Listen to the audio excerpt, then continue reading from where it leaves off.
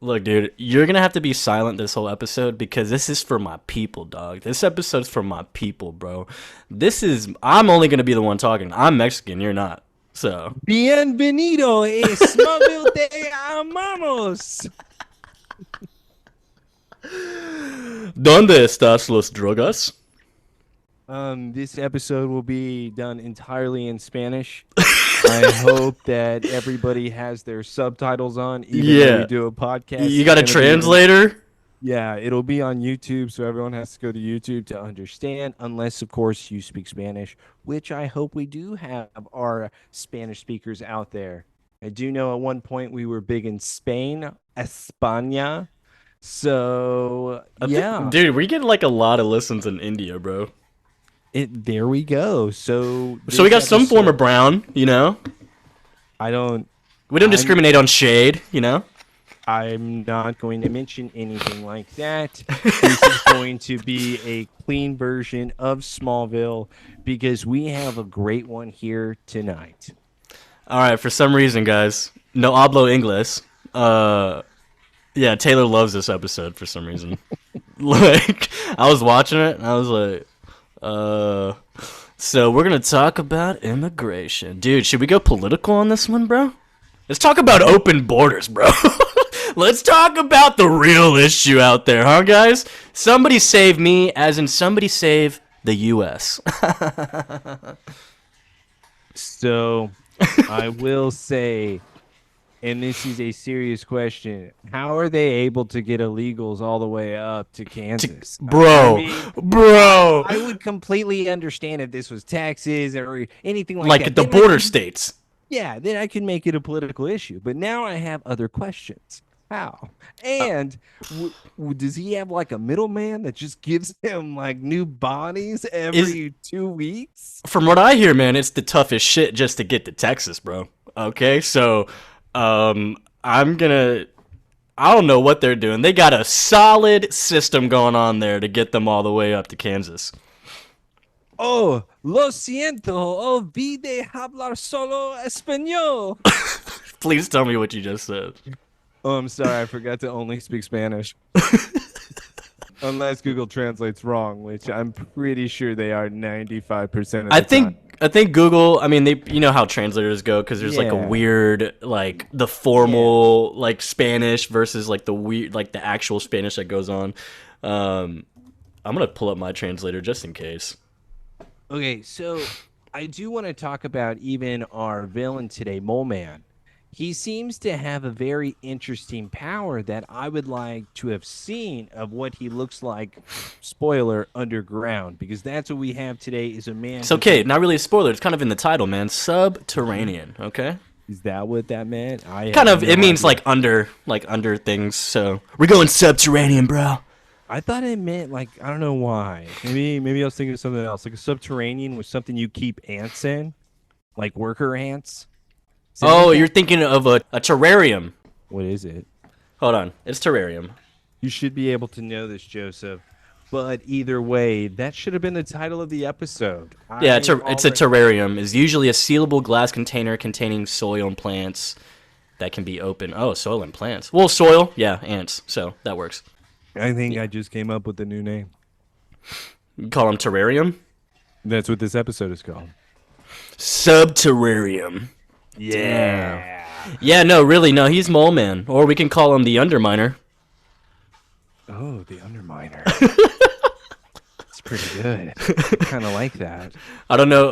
Incredibles came out around this time, I think. We could call him like this, like, I don't know. Underminer 2. Son of Underminer. At the very end. And then they came out with the second one. And I don't know. I wasn't feeling the second one. There's parts of it that are good, and I think it's because we get more heroes. I think that's probably the best part of it. But yeah, I mean, it's also just hard to top the first one, man. The first one is solid.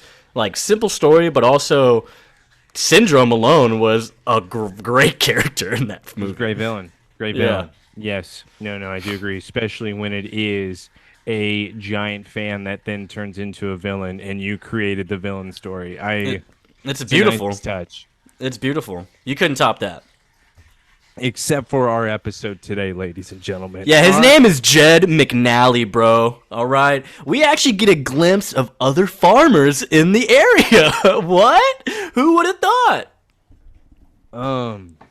Everyone should have known what this guy was doing by now, right? I mean, there is no way you could be hiding this many people. He has essentially a plantation with guys on horses going up and down alleys while he has workers in the field. Yeah, what's nuts too is that this is 2006, so we're well past that era. So this time this is when red flags are being raised up. Okay, if you see that, either run away or report it, and run away. I don't know. In this case, we don't see it because, spoiler, somebody else that is a villain is really in the works behind all of this. What I will say to our audience today on why they should stick around, even though overall this is a season 2 episode, you are the one that told me this. I did. There is something to be able to stick around with, and you know what that is? Clark Kent is sexy. Clark Kent is a man. No, I yeah. am loving this guy. Like, if I just met this guy, I'm having sex with him. I don't care if you'll break me. I'm doing it. Hey, I know you're superhuman. Just go for it, man. Just go for it. I know I'm you down. can kill me. I'll sign a waiver if I have to. It'll be a worthy death. Yeah, no, again, this is episode Subterranean. Season 6, episode 9. Oh! Damn, bruh. Season 6, episode 9. It's just nuts that whenever you think of 69, you think of immigration. Let's get political, Jay. See, this is what we really need to be talking about as society, okay? We need to get away from the politics, talk about 69. All right, bring it back. Let's talk about how when you 69, you go underground. All right, and sometimes you have to burrow yourself in. Mm-hmm. All right? You got to dig.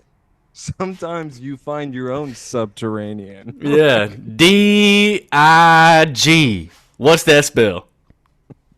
Yeah, so we're going to have a lot of dirt references. Lots of dirt, lots of sand, lots of Mexican talk. Yeah. Yes, Spanish will be spoken sometimes very, very little.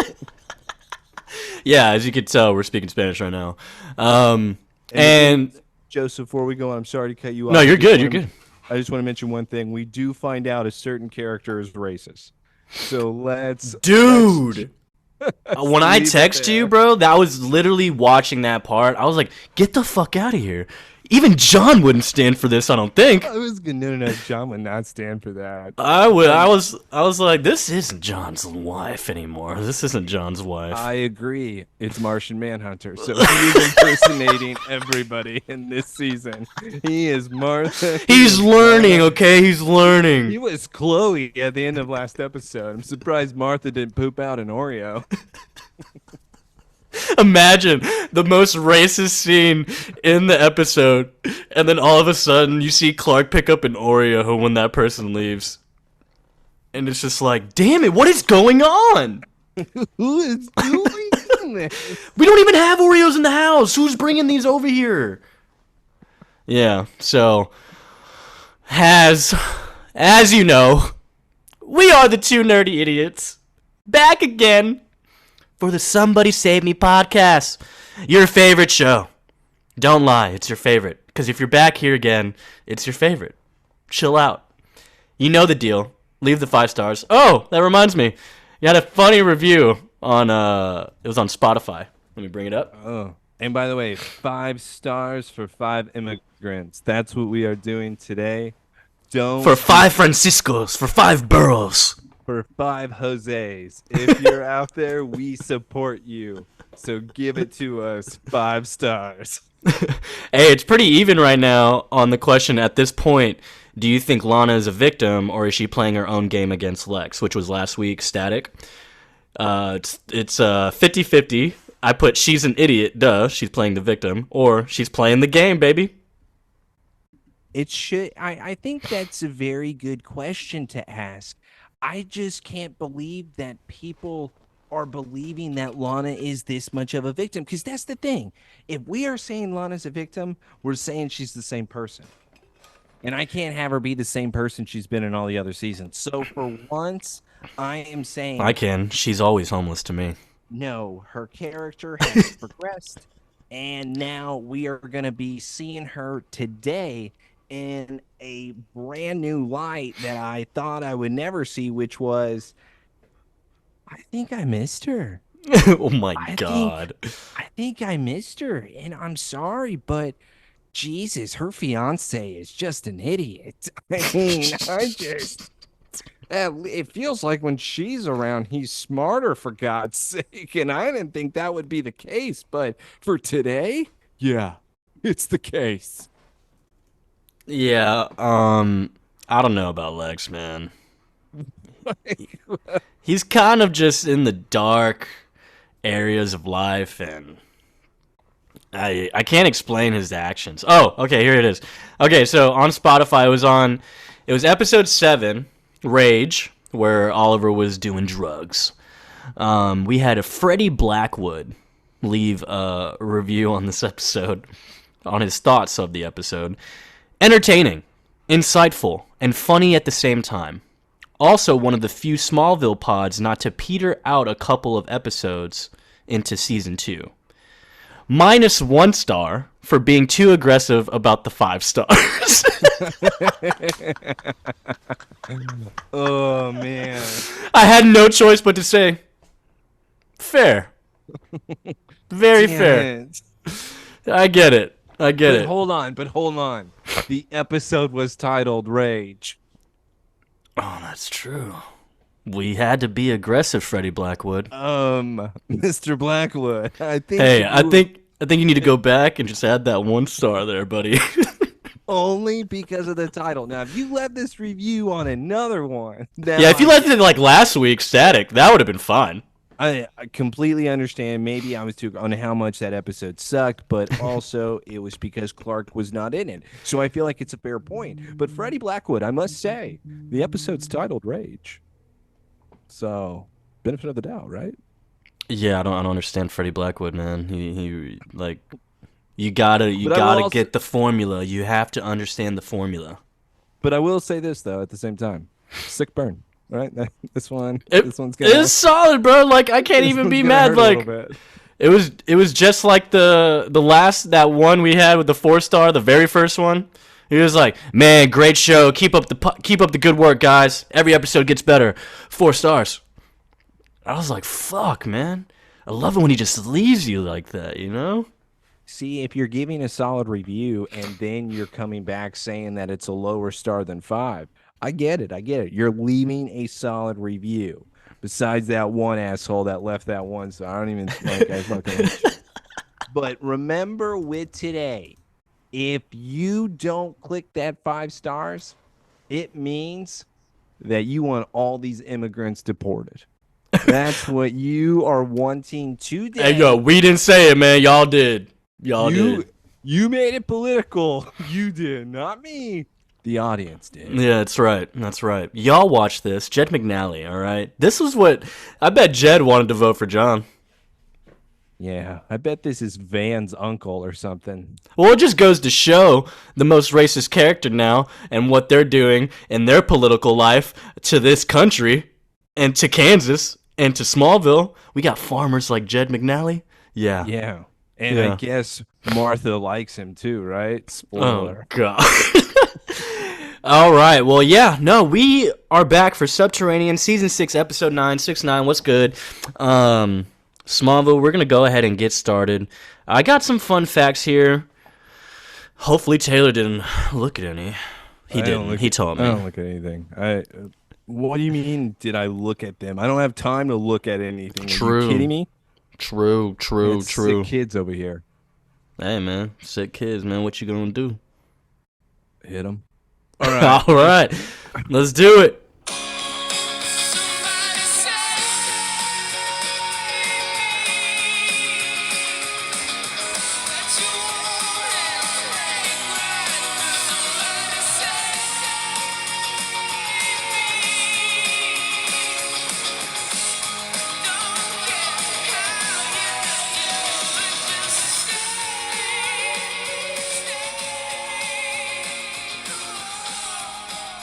Okay.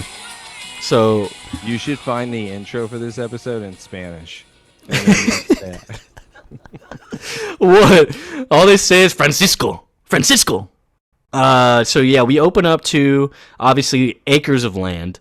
It literally looks like what Taylor had said earlier, a plantation. Some type of plantation, crop field, whatever you want to call it. We got tractors going. We got lots of field workers. We even had a helicopter fly by. I don't know what they're doing. But everyone, Probably we got watching. people. Whoa, you think they're watching? The authorities? They're making sure none of them run away. Oh, maybe so. But yeah, so we then have we pull up to two of the field of Mexicans, if we want to go ahead and call it that. I mean, I saw no white man. So racist already here today. Hey man, welcome to my life. So we have two young Mexican boys, and one is like, Javier, if the boss catches you resting, you know what will happen. And Javier, which I'm going to go ahead and state this fun fact. I don't know if you recognize this kid, Taylor. He's Teen Wolf, right? Yeah, dude. Yeah. That's not looking up anything. No, good eye. Because honestly, I had to put it together once I found his name. I was like, oh shit, that is him. But yeah, no, this is the Teen Wolf kid, Tyler Posey. He was the most recent Teen Wolf in the movie and in the show. He's actually been in a lot of shit. Have you ever heard of Fast and Furious Spy Racers? Is that like an animation show or something? It's literally like you could put this show on for Oliver, bro, but it's Fast and Furious. I'd probably watch it. And guess who he plays? He's the main character, Tony Toretto, the cousin of Dom Toretto. Man, I'm gonna have to check this out. It ran from 2019 to 2021. Had no idea about this. So what is it on? What is it on? I'm gonna have to check this out. Let me open it up again. Let's see. So but yeah, it literally, when I pull it up, it says like the age 7 years old, like is the rating. Like, so is it like setting in Mexico or something? It is a Netflix series, and all I see right now, a team of teenage street racers are hired to infiltrate a criminal gang. Okay. But I mean, it doesn't look bad. Like, so you're gonna come over and we're gonna watch it? I'll kick Oliver out. It's okay. We can definitely watch an episode. Yeah. But I also found out he was he's just in a lot of random shows. He was actually in a lot of shows. He was in I don't know, did you ever watch or hear about the Doc? It ran from 01 to 04. Billy Ray Cyrus was a doctor. I've never seen that, nor did I know that Billy Ray Cyrus could get that type of role. So, dude, he's the main fucking guy. Tony, Tyler Posey plays like a kid, I guess, in the show for like most of the show. It ran for obviously a couple years, but yeah, the cover shows Billy Ray Cyrus, Doc. It says starring Billy Ray Cyrus. He's the main dude. He's the Doc, and he's wearing jeans under his coat. I feel like you're offended by something that nobody else should be offended by. Maybe. I don't know. But anyways, yeah. Started going a little rant there, but I found it's kind of cool. The Fast and Furious thing. Fan, everybody. You guys didn't know. He has Tyler Posey, dude. Fellow Mexican, man. What's up? Yeah, so hola. Hola, Tyler. Yeah, so Javier, who Tyler Posey is playing, is like, okay, what's the boss gonna do? He's gonna fire me? Huh? And Francisco is the guy he's talking to, and he's like, dude, the guy doesn't even pay us, man. Like, I came here to be with my mom, not to be a slave. Whoa! So we slaves. This is 06, man. Yeah, like we talked about, this is a full-on plantation where we even see a guy fall over. The boys then run over to him wanting to check, and then all of a sudden we have the plantation owner that then oversees them and says, did he just fall? Yeah, well, but also, before that even happens, Javier's like, hey man, I have a plan. Let's get out of here. I got a plan. We can do it. And Francisco's like, no, everyone who tries to run, they disappear. He's like, come on, dude, have I ever let you down? Zorro will Like, save us. okay. Oh, what, you're gonna say Diego? What? Diego, What? Diego, go? Where's Dora, Diego. huh? Where's Diego, my Dora? dad. So yes, as right after that, some dude in the back passes out because obviously work overload, dehydrated, and you're like, oh my god, are you okay? Aki. No, Yeah, so- Aki, give us some water. Yeah, somebody called a doctor. That man's literally like eyes open. He just, I don't know. He looks like he's about to die. Like literally about to die. No, that guy is dead. So that guy is dead. This old man that we see, this old white man, then whistles over, says, come on over and get him. The boys then walk away and say, okay, Francisco, we go tonight. Javier is now wanting this plan to happen where we cut to the next scene and it's a horror film. We now have them running through the field of corn as if they are being chased by the Chainsaw Massacre. Yeah. We are hearing a monster coming at them. It's pretty cool. I'm not going to lie. I was very interested. It's actually, this is supposed to be like type of Children of the Corn type of thing. Like, yeah, instead we find out what it is and then it gets weird. yeah. Yeah. It's such a weird thing. Stephen King, hit or miss. But it's fantastic where these two boys now, Javier, Francisco, are trying to escape. We see even a big explosion in the ground. So obviously something is coming from there as these boys are trying to escape. All of a sudden, Javier is shouting in Spanish, run. I didn't have that word ready to go. I'm sorry, everybody. But as this monster then is still chasing after him, destroying all the crops, I mean, that guy's going to be really mad now. So these boys are then about to escape when all of a sudden Francisco screams and he is sucked into the ground. Javier then turns around and says, Francisco. Yeah, because man's just disappeared, and Javier's by himself now. And it's like, what the hell? So yeah, the word for run is correr! Why couldn't they just put that in the subtitles? Subtitle people. Yeah, Racist. come on, guys. Okay, fine. Let's get political. Let's do All it. right. All right. Yeah, so Mexicans. So and I'm on the cornfields. farmer's side. I feel like he may be a misunderstood character already. And Damn, dude, you're a little Mikey now, Jed McNally, what are we bro. talking about? I'm giving my opinion. You can give yours. But seriously, what did Javier and Francisco do? They probably Viva Javier! they weren't working hard enough. Is what I think. They were working in like the worst clothing ever. That shit looked like it sucked. Okay, there's no way you're about to tell me you're gonna be on the farmer's side. All right. Wait, like you don't understand? Like being on the farmer's side? I don't understand. Like I'm confused that you're confused. He doesn't pay them. Guess what John would at least pay? Joseph, Bread. He used to pay bread. He used to pay loaves, but only in slices at times. No, I don't know.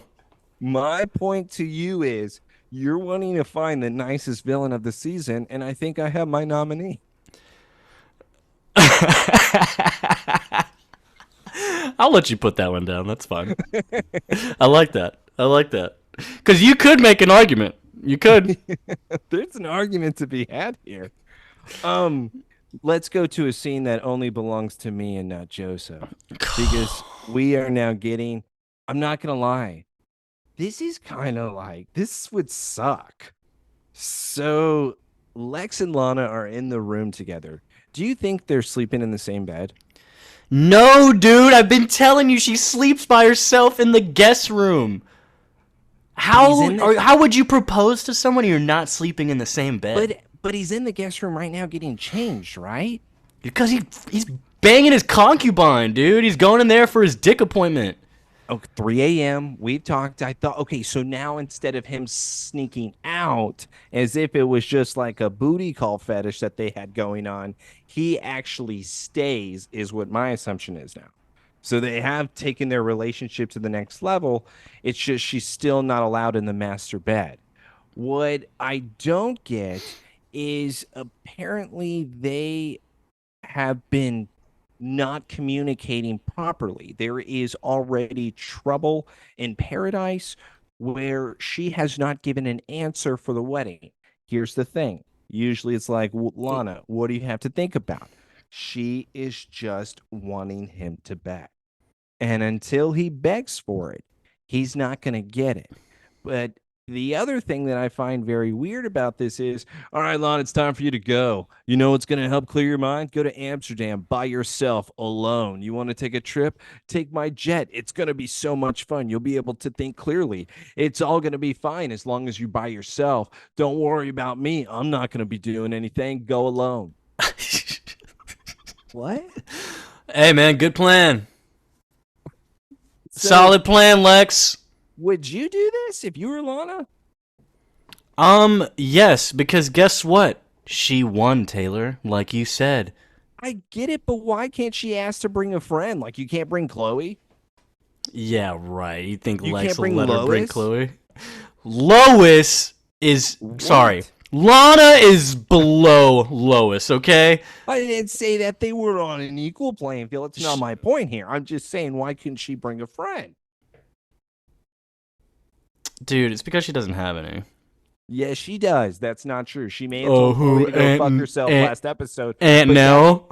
she still has Lois. She still has Lois. Well, So Lois has Oliver, so I wouldn't choose Lana over Oliver. she's probably on her own private jet right now. You have a good point. Mm-hmm.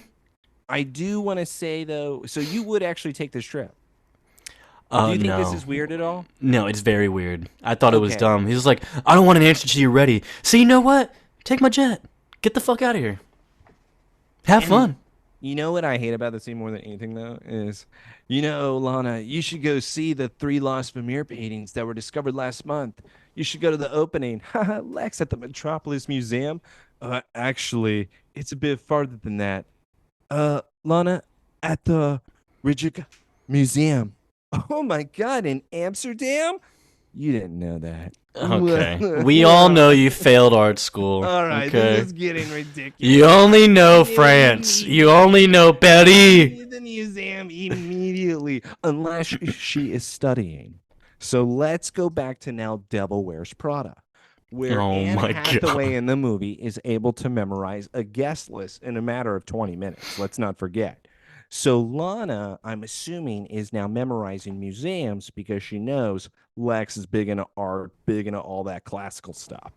So her studying the museums is making her seem intelligent, once again turning Lex more on.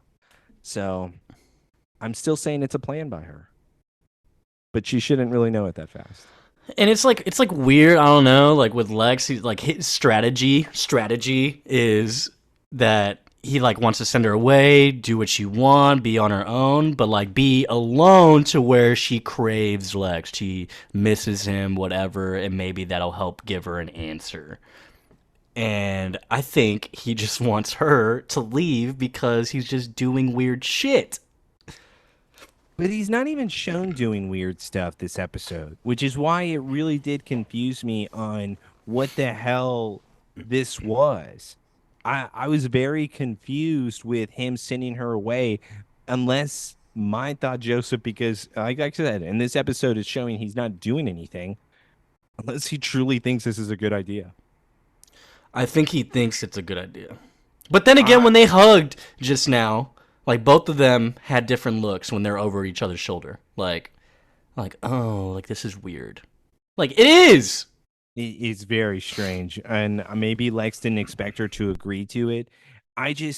I'm wondering what Lex is doing, but this may be some rich thing that we don't get. This is how you impress your women. You just immediately buy them stuff and you send them somewhere, and then they're automatically going to fall in love with you because you're just spending money on them. It's very easy for a homeless person too. Yes.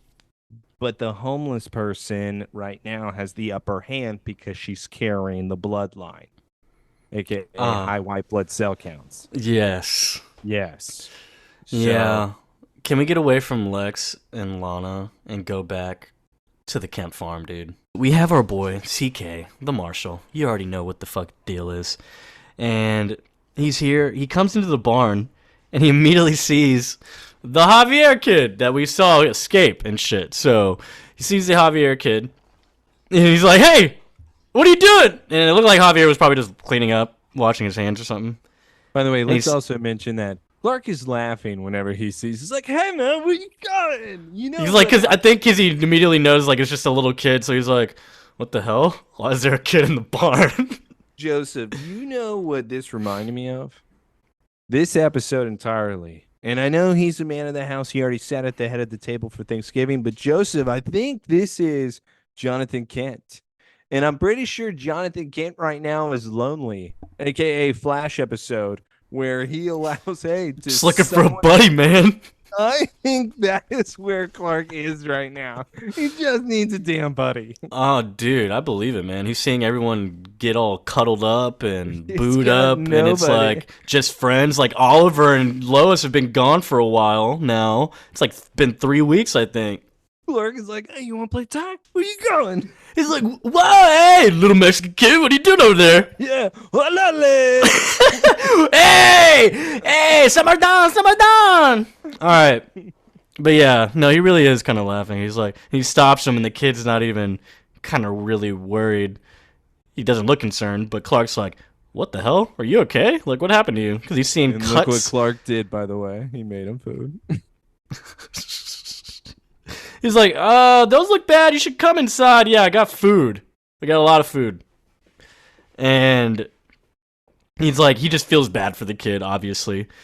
But what does he feed him? Doesn't he feed him a whole bunch of shit? He makes him breakfast. How early is it right now? It's eggs, bacon. Well, you got to remember, Javier was running at night here. So it could easily be about 6 a.m. when Clark is starting his chores because Martha doesn't do anything right now except to care about being senator. What I will say is that Clark does look inside of the fridge, says lemonade, orange juice. Man, I wish I spoke Spanish. Okay. So that means Javier hasn't said anything yet? But even if Javier hasn't said anything, and by the way, it's sounding like, Javier can only speak Spanish. Clark's a little racist. Yeah, a little bit. But all he had to do was hold up the cartons. Which one you want? Am I right? I don't know if that's even better, though. Oh, yeah. Okay, fine. Orange juice. Jugo de naranja. Lemonada? Lemonada? Yeah, so honestly, is it just me? Like, why does this fridge look so small? Because Clark is getting bigger. Is it just because he's fucking huge? Like, look at that thing, man. You know why? It's because he's a man now, Joseph. Also, half of it is filled with just juice. Yeah, Clark needs his juice. He was drinking out of the carton that one time. I think that was like the first season. But yeah, when he needs to eat something, he'll just slaughter a cow, right? That's true. He could do it really quickly too, and heat up the meat. So this is all making sense. It's got to be filled with only juice. Man, I love those responses. Like when you just think like someone can't speak your language, and Javier's like, "Yeah, orange juice is fine." He's like, "Your English is perfect. What the hell? What the hell?" I watched a lot of American TV. I love American TV. Do you? Yeah. TV, cool. TV, very cool. America, make TV. Clark, though, honestly, he doesn't even get weird and stays like, "Thank God." So, what's going on? I love that. That's the thing. Like, because he doesn't even process it for a second. He's like, "Orange juice, okay. Wait. Your English is perfect. What the hell? All right, orange juice. So what's up, man? Your name's Javier. I'm Clark. You like TV? I like TV too." Favorite movie Zorro? It's kind of up there for me. I've seen it a couple times. And I just love how blunt he is. Like, so, why were you in my barn? Why were you hiding in there? And Javier actually does not hide anything. Instead, spills all of it to Clark, letting him know that he is on the run. Because he thinks he's going to call the cops on him.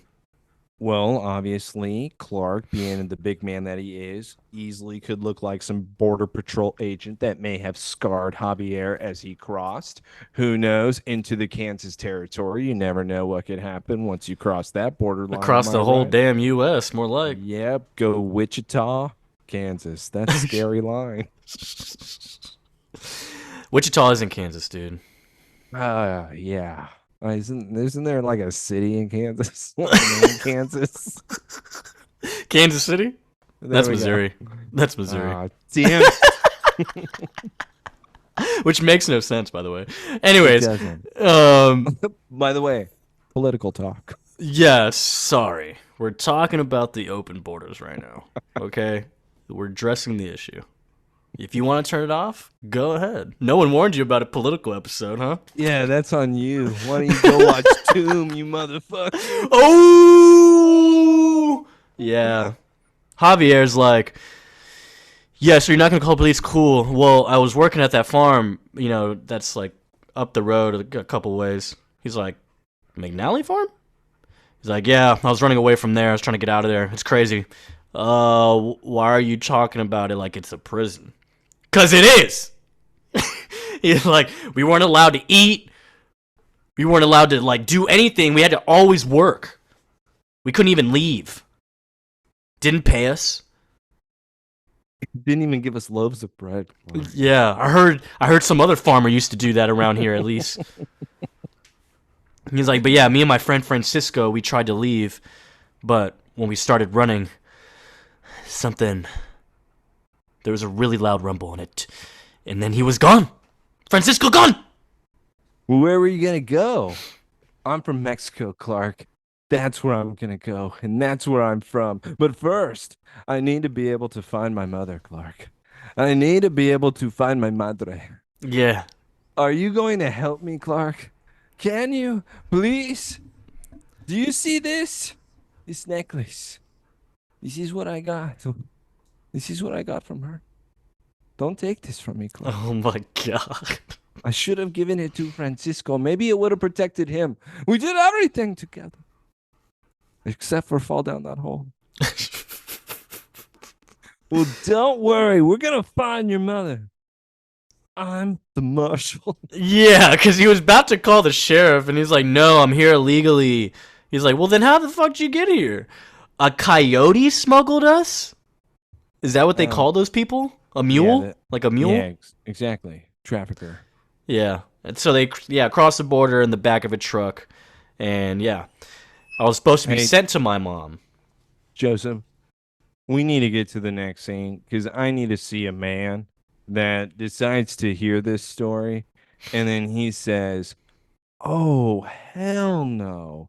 And he gets in his blue pickup truck and he drives to the McNally farm about to whoop some ass. You want to know how you know Clark actually has a little bit of say in town? Is as he's driving through the McNally farm, a cop is passing by and he waves to him.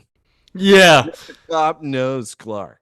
He's like, oh, Clark's on the way already? Nothing. Oh, he's got it yeah. handled. Back up, take your time. We got the marshal here. Yeah, so Marshall pulled up, a.k.a. Wait, the marshal? I thought he was in Seattle. Yep, Marshall's back. He's back, man. That was a quick trip. But yeah, he really does. He pulls up with his dick out. He really Because he even looks like he's about to say something to the farmer. He's like, hey, what's up, Mr. McNally? And he's like, oh, Clark, been a long time, man. How's it going? He's like, farm looks great over here.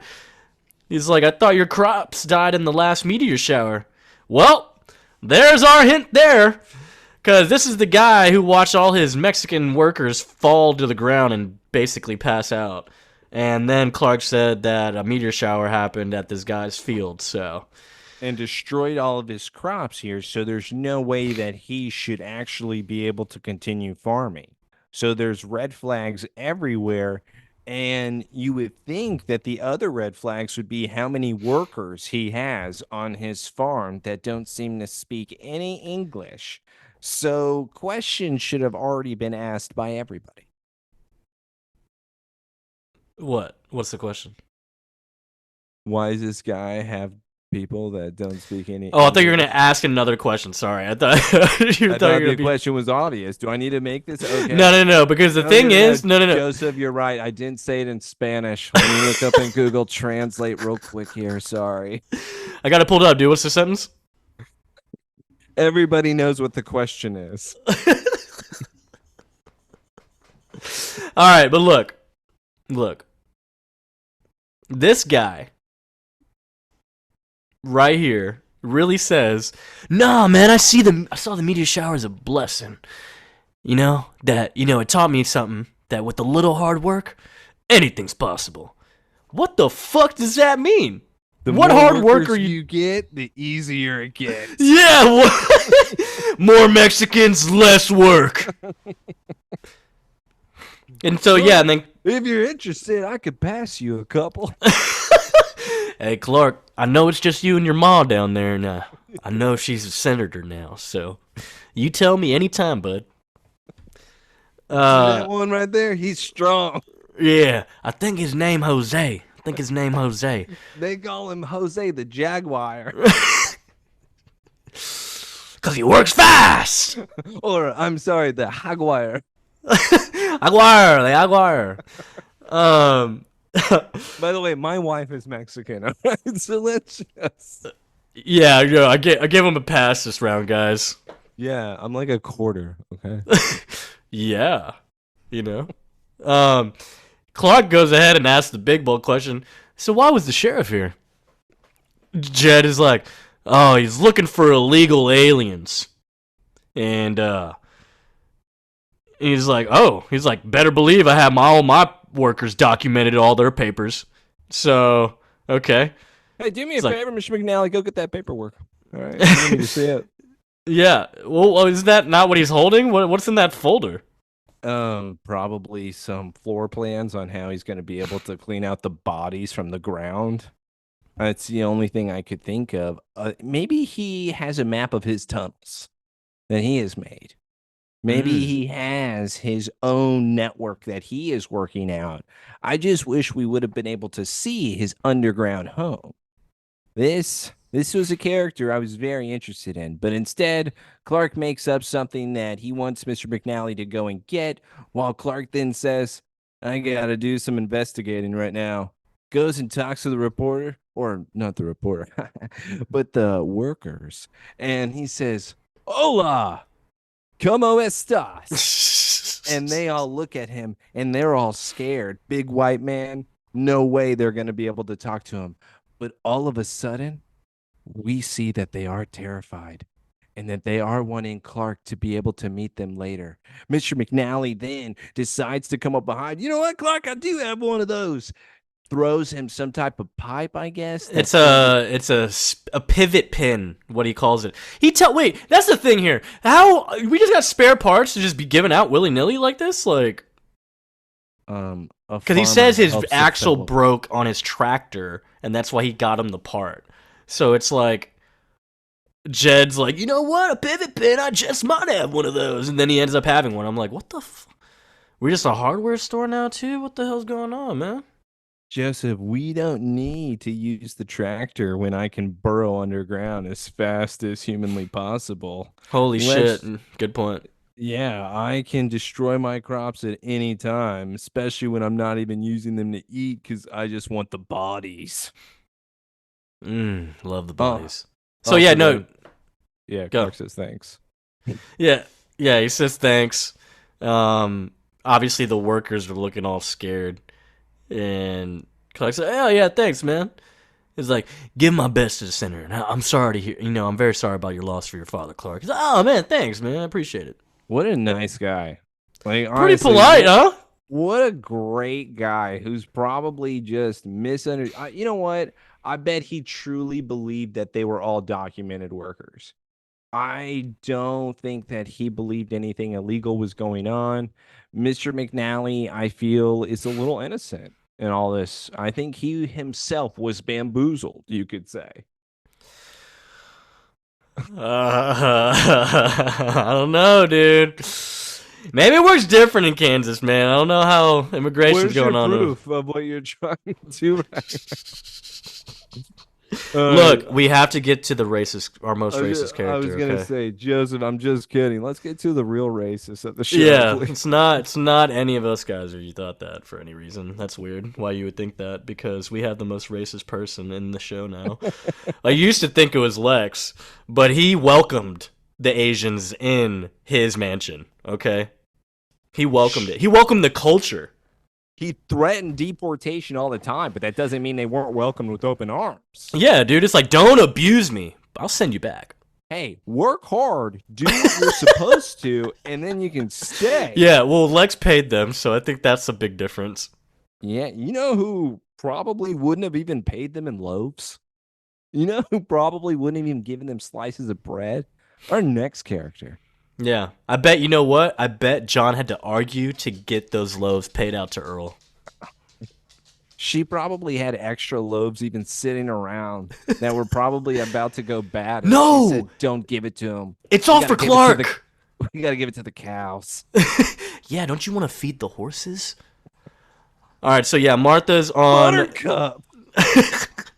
Martha's on the phone. She's in the house and she's talking to probably some political partner or something, whatever. White man. Yeah, yeah, another white man to get down her political wallet. Damn, she got her down in there. But yeah, she's like, look, you just got to understand this is how it's going to be, and this is where work better for everyone in the education system, blah, blah, blah. And he's like, oh my God, thank you so much. You won't regret supporting me, I promise. All right. She's telling lies. I can't wait to hear what those are.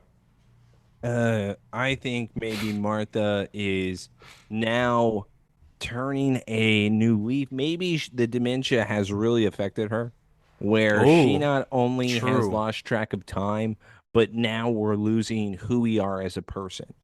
But as Clark does walk in, there is something that he wants to tell her as she is talking about who she was speaking with and the plan for the educational system.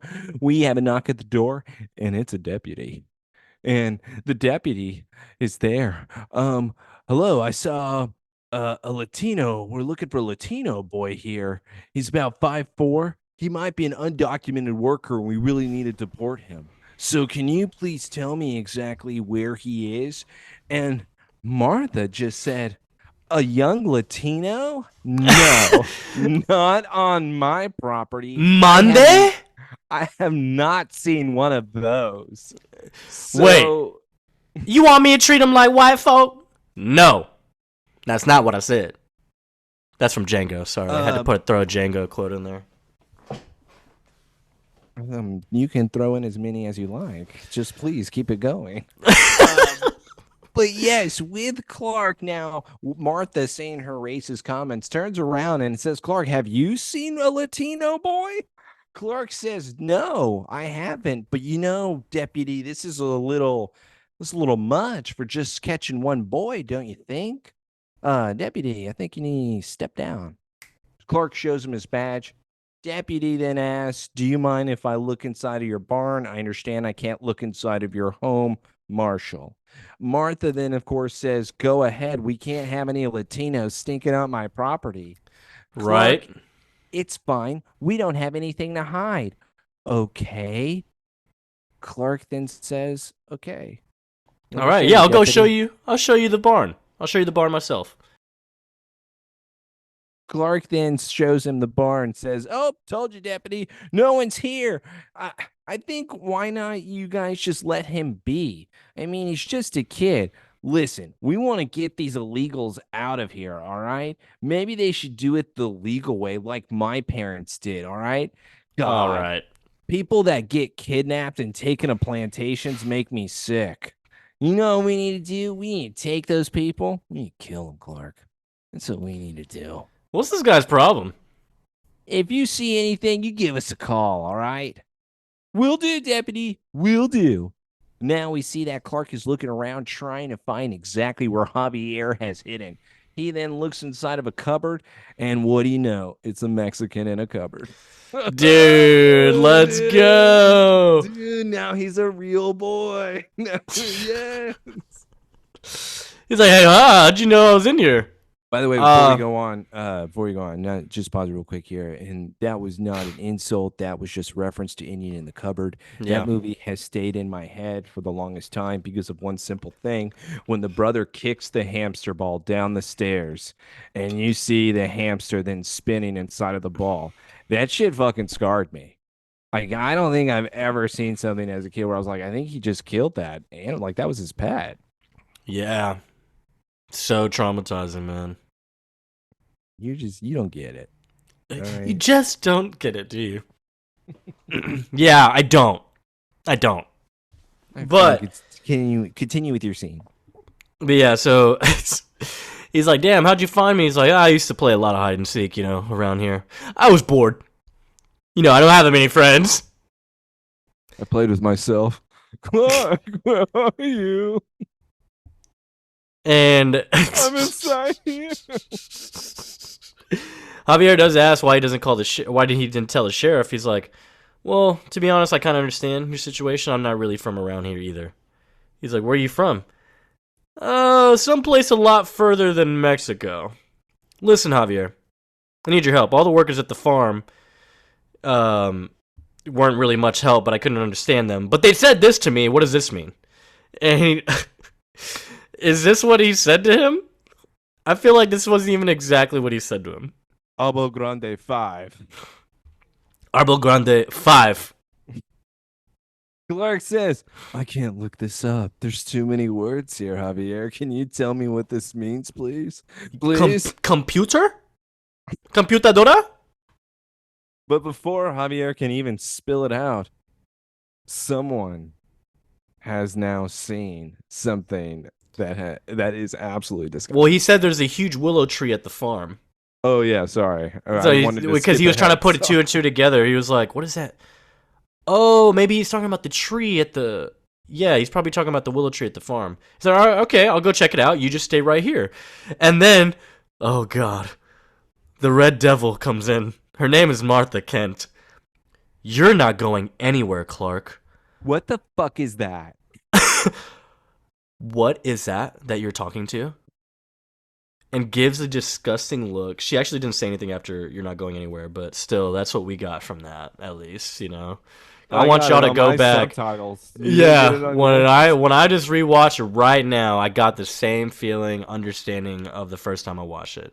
Martha said, "What the hell is that Mexican kid doing in here? This is Kent land. I don't remember a shade of brown in that." Clark, we don't have any more extra loaves to give out, okay? We don't need any of these people stinking up our property. So you know what we need, Clark? We need to call immigration. Yeah, bro, she comes on strong. Yeah, she's like, we let it slide with Lana, and Pete, but Pete was a different story. We screwed his family, so we had to help him out. Joseph, I do have a question here for you too. Would Jonathan kick out Javier? No. Then what is this? What is this? Well, then again, we didn't see John as senator. Maybe he would have changed. I don't know. He was about to abolish taxes. I'm pretty sure he would have accepted any immigrant into his home. Hey, can you work here? Make our economy better? All right, let's do it. I need some help around the farm. Are you a worker? I have bread. My wife can make more. And you're not taxed on that bread. No tax. It'll be a full slice or loaf. No bites. He used to take out bites from Earl's. He would just tell Clark to do it because Clark was a kid, so he didn't know any better. He'd be like, "You want some bread, Clark?" "Sure, Dad." He would just take bites. Here you go, Earl. Maybe next 8 hours of work. Oh, gotta give you the tax on the healthcare. Yeah. Starts removing the crust. Hope your family eats good tonight.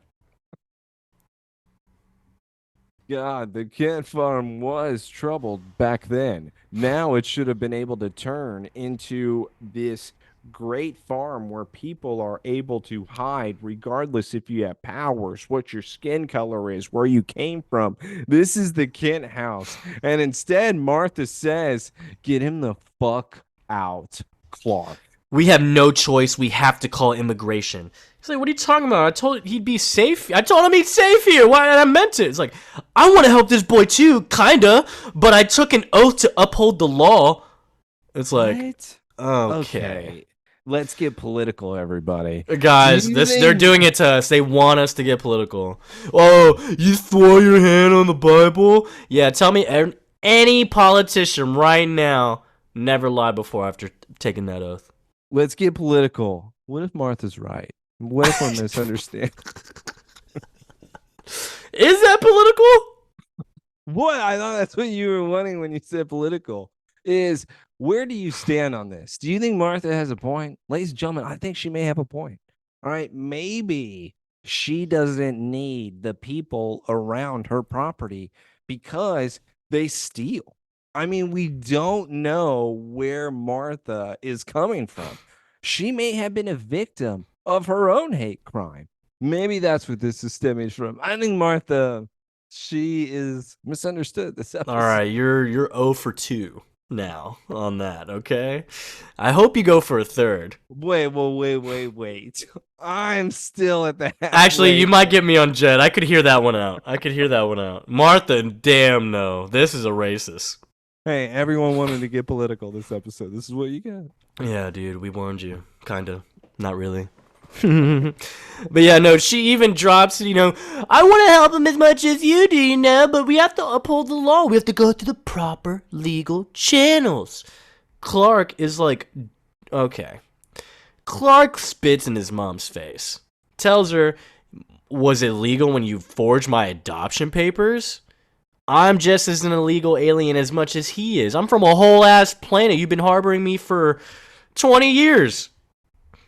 So, eat that shit. You can't tell me no. I own this house. He's staying. And Clark does walk away where Martha then is shaking her head at him because she can't believe that this is the person he has become. I like how she tried to say it's the situation's different. No, he's brown. Joseph, I think the situation is different. All right, I think it doesn't. Are you doing this again? Are you doing this again? What? You know what she said. She said, situation's different. He's brown. All right, this is a fair point. I can't do it with Martha. I'm trying here, but Martha, even with Clark saying all that, and that's what my whole thought is. If John would allow it, Martha, this isn't you. I don't know who this person is. I feel like Lionel has now dug his nails into you. I honestly think it's because she is now senator and she cares a lot about this shit. She was too disgusted.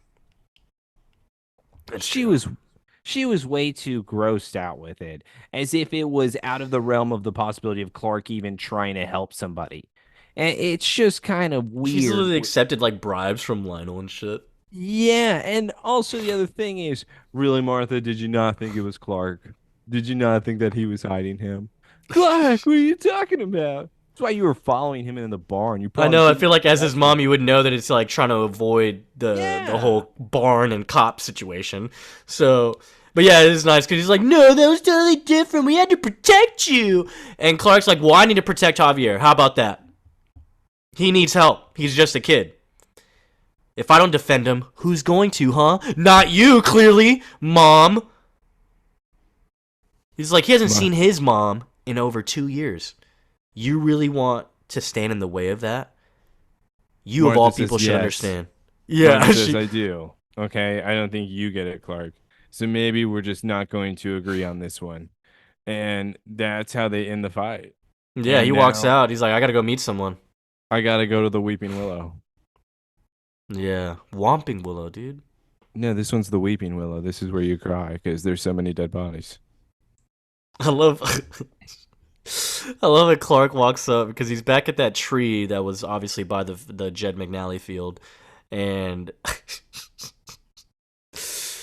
oh my god, he just goes up to the two guys. Oh, hey, you, Francisco? He's like, no. But is this the right tree? Should I be here? So basically, this new kid is like a translator for the guy, and it's the guy he saw earlier. He's like, meet me at the tree at 5 o'clock. That's what. By the way, Joseph, you know what this proves too? Obviously, they get TV. So I mean, Jed's giving him TV, right? So once again, why are you thinking that? Well, we have another kid who's able to speak perfect English. Oh, you think all Mexicans learn through TV? Well, they look the same age as Javier, and I would imagine that he's getting them when they're young, right? I mean, Maybe. how else can you raise a strong worker? Can't get them when they're old. then they're Very true. then they're Very true. used up. So he's translating for the old guy, and he's like, he says the ground swallowed him like all the others. He's like, well, I'm still kind of confused, man. He's looking back at the Sarah? old guy. You talking about Sarah? Is that who you're So referring to? Like sucked into the ground like a monster? yeah, so then Sarah he. back. Sarah has returned. Oh Everybody. God, no, not Sarah, please no. Now she not only has the mind of a 13-year-old, but it's a 13-year-old Latina. Who would have thought? No, bad. It's bad. But yeah, no. Clark actually puts two and two together. Decides to use his X-ray vision underneath the ground. Guess what we have? Tons of dead bodies. All under there, spread out in the field. Clark doesn't even look shocked. He's just like, God damn it, who is doing this? All right. So before we get political, I must say that was really hardcore. I was not expecting that many bodies. It then made me put in the notes, however, how is he getting this many workers? How is he able to kill this many people? You would think that somebody would be questioning it. And especially, by the way, if you're all the other workers, why are we not all running at the same time? Why are we all not just leaving at the same point? He's not going to be able to catch all of us.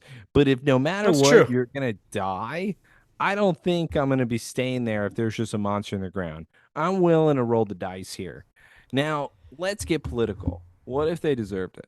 Oh So my what? God. They What? don't.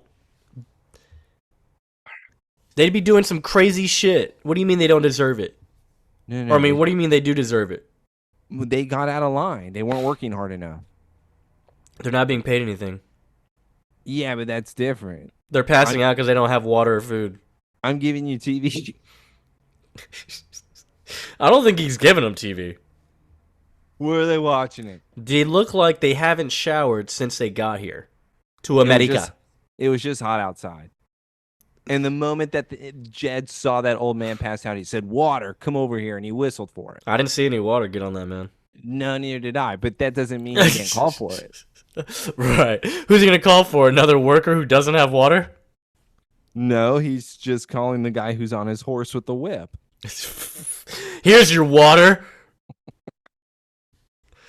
So, we go to the next scene where we're with Chloe at the Talon, which is Lois's apartment.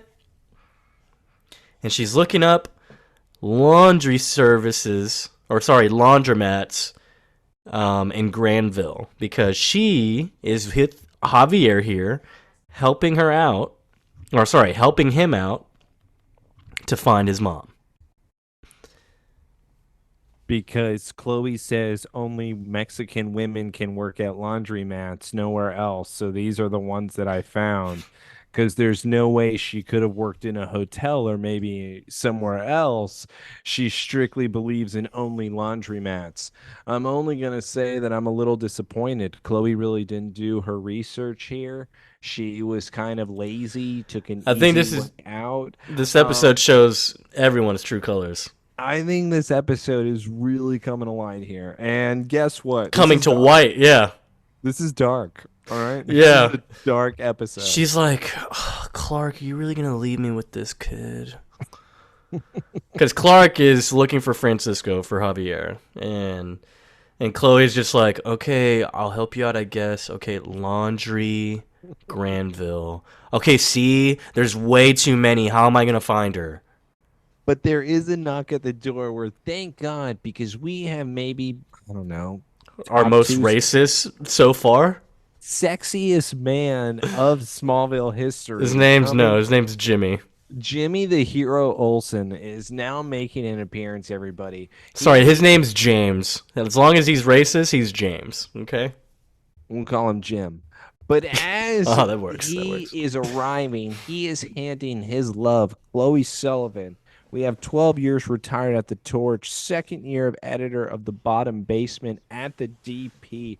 She is dating the Jimmy the Hero Olsen. She is enjoying their time together. You know how I know? This is maybe one of the sweetest scenes I've ever seen where finally someone is talking about kinky things without ending up crying in the end. There's been a lot of crying and people maybe being turned down for sexy time or sexy time just ends up with tears.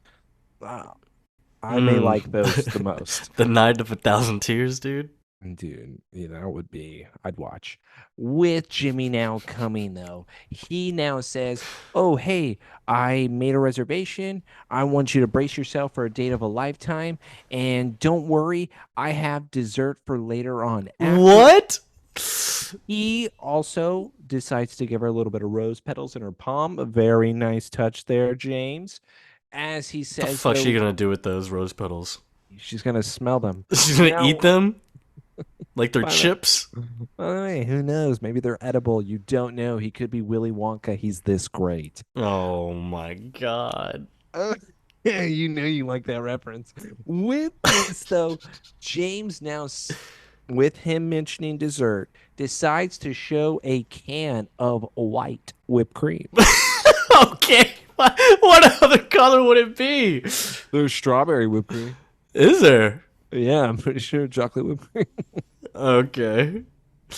Yeah, so also this has raised some questions like like I know what he's what they're implying here, right? Like, oh, and I got dessert for later. Like he just has a can of whipped cream. So that means are they already just doing freaky shit? Are they eating this shit off each other? Yeah, what do you mean? Wait, what? Joseph, what do you think they're doing back in the Yaris, man? With Huh? whipped cream, it's so messy. Let's just say the back trunk is not the only thing that's being used, all Ah, right? all right. Yeah, maybe there's more than one that's Yeah, because as being. soon as he shows the whipped cream, Chloe's like, oh shit, and then looks at Javier, and Javier's like, hi. Hey, what's up? He's like, Um, "Oh, sorry. Who's your friend, Chloe? Javier, meet Jimmy. Javier is Clark's friend from Mexico. He's only been in the country for a couple of weeks, actually, and we're just hanging out until Clark gets back." And he's like, "Hey," and Jimmy's like, "Okay," and he's like, "Chloe, yeah, I'm sorry. Well, you know what? No, it's okay. We can still get this party started." Javier, you have not experienced America until you have experienced pepperoni pizza. how And ladies and sweet. gentlemen, our most racist so far. Whoa, whoa. Okay, No one did that. let's not get political on this one. Not even Let's Clark. And he was talking about food too. And juice. listen. He just acted like the sister in 27 Dresses. When she meets Pedro for the first time, she then screams, Hola, Pedro. And it's a little bit of a misunderstanding. Sure. Maybe Jimmy has never seen a Latino boy before. So he is only under the assumption that Latinos can't speak English. Is that Jimmy's fault or is that the environment that he was raised in? In the end, I feel like this is getting political. So you're And saying this is the 0 for 3? no, You're still because working on one, but so far it's he 0 for 3. he was gonna buy pizza. So I feel like this is also a step in the right direction because even Javier says, "Isn't pizza from Italy?" And Jimmy knows, "Oh my God, I'm an idiot. I'm just a goofball. Ha ha ha." Because he is innocent, Joseph. And Oh instead, yeah. you're Oh trying to sorry. paint him as a villain right now, and I'm not really appreciating it on this podcast. Not only is he racist, but he's also a liar because then he says, "Oh no, that's a common misconception. We came up with the cheese angle." No, you didn't. You just lied to a New Mexican kid. What? That's what you got out of this, Joseph? I just think this was a life lesson for Javier.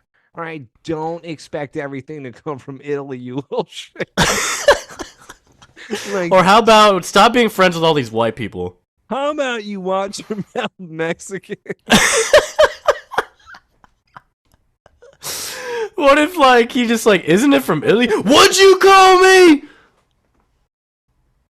What the hell's up with your friend, Chloe? He's got a damn mouth on him. I don't like it one bit. Jimmy, it's okay. You call me Jim. Yeah, it's Jim around these little motherfuckers. Excuse me. Talking about just ordering some damn pizza. You must be all ungrateful and shit. I'm gonna go order it. I'll be back. Yeah, I'll be back. Go to your Mexican boy. Better not be talking to that Mexican either. I don't want to hear any of that shit. Okay? Yeah, By no. the way, this podcast is political, everybody. So. Is it? I think it's racist. But then again, I'm Mexican, guys. I grew up with this stuff. Low key. Very low key. Fourth. Shut up. Yo, shout out our quarters. Shout out our quartermen. Our quartermen. Yeah. If you're quarter anything out there, respect. Yeah. Quarter black. They say you can say the N-word. I don't know. What? We're not doing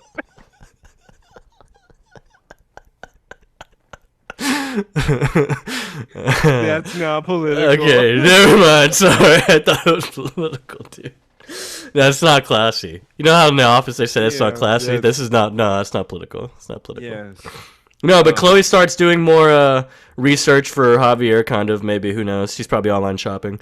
And then Javier's like, is that your boyfriend? And she looks back, she's like, yeah, I'd like to order a very large pepperoni pizza. And she's like, I don't know, describe boyfriend. And smiles and laughs. What'd you think about that? One that eats you out with whipped cream. That's a boyfriend. I don't know. Maybe if you're going that far, and to your point, Joseph, you're at I'm surprised you level. didn't question that, like, because Why? they have called each other boyfriend girlfriend by now, because they literally did that in the past couple episodes.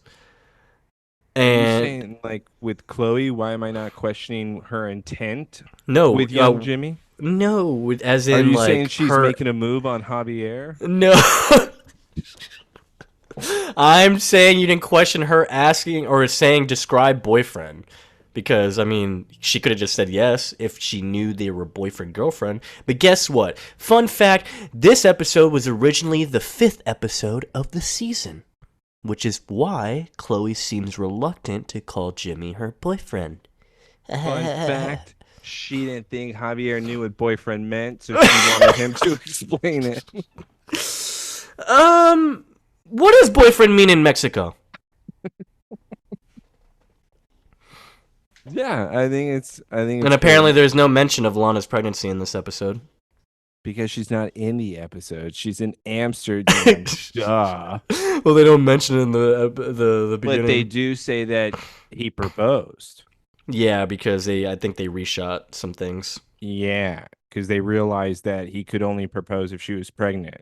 So that's why they had to reshoot. Yeah. Lex wouldn't do this unless she's giving birth to his heir. Makes sense.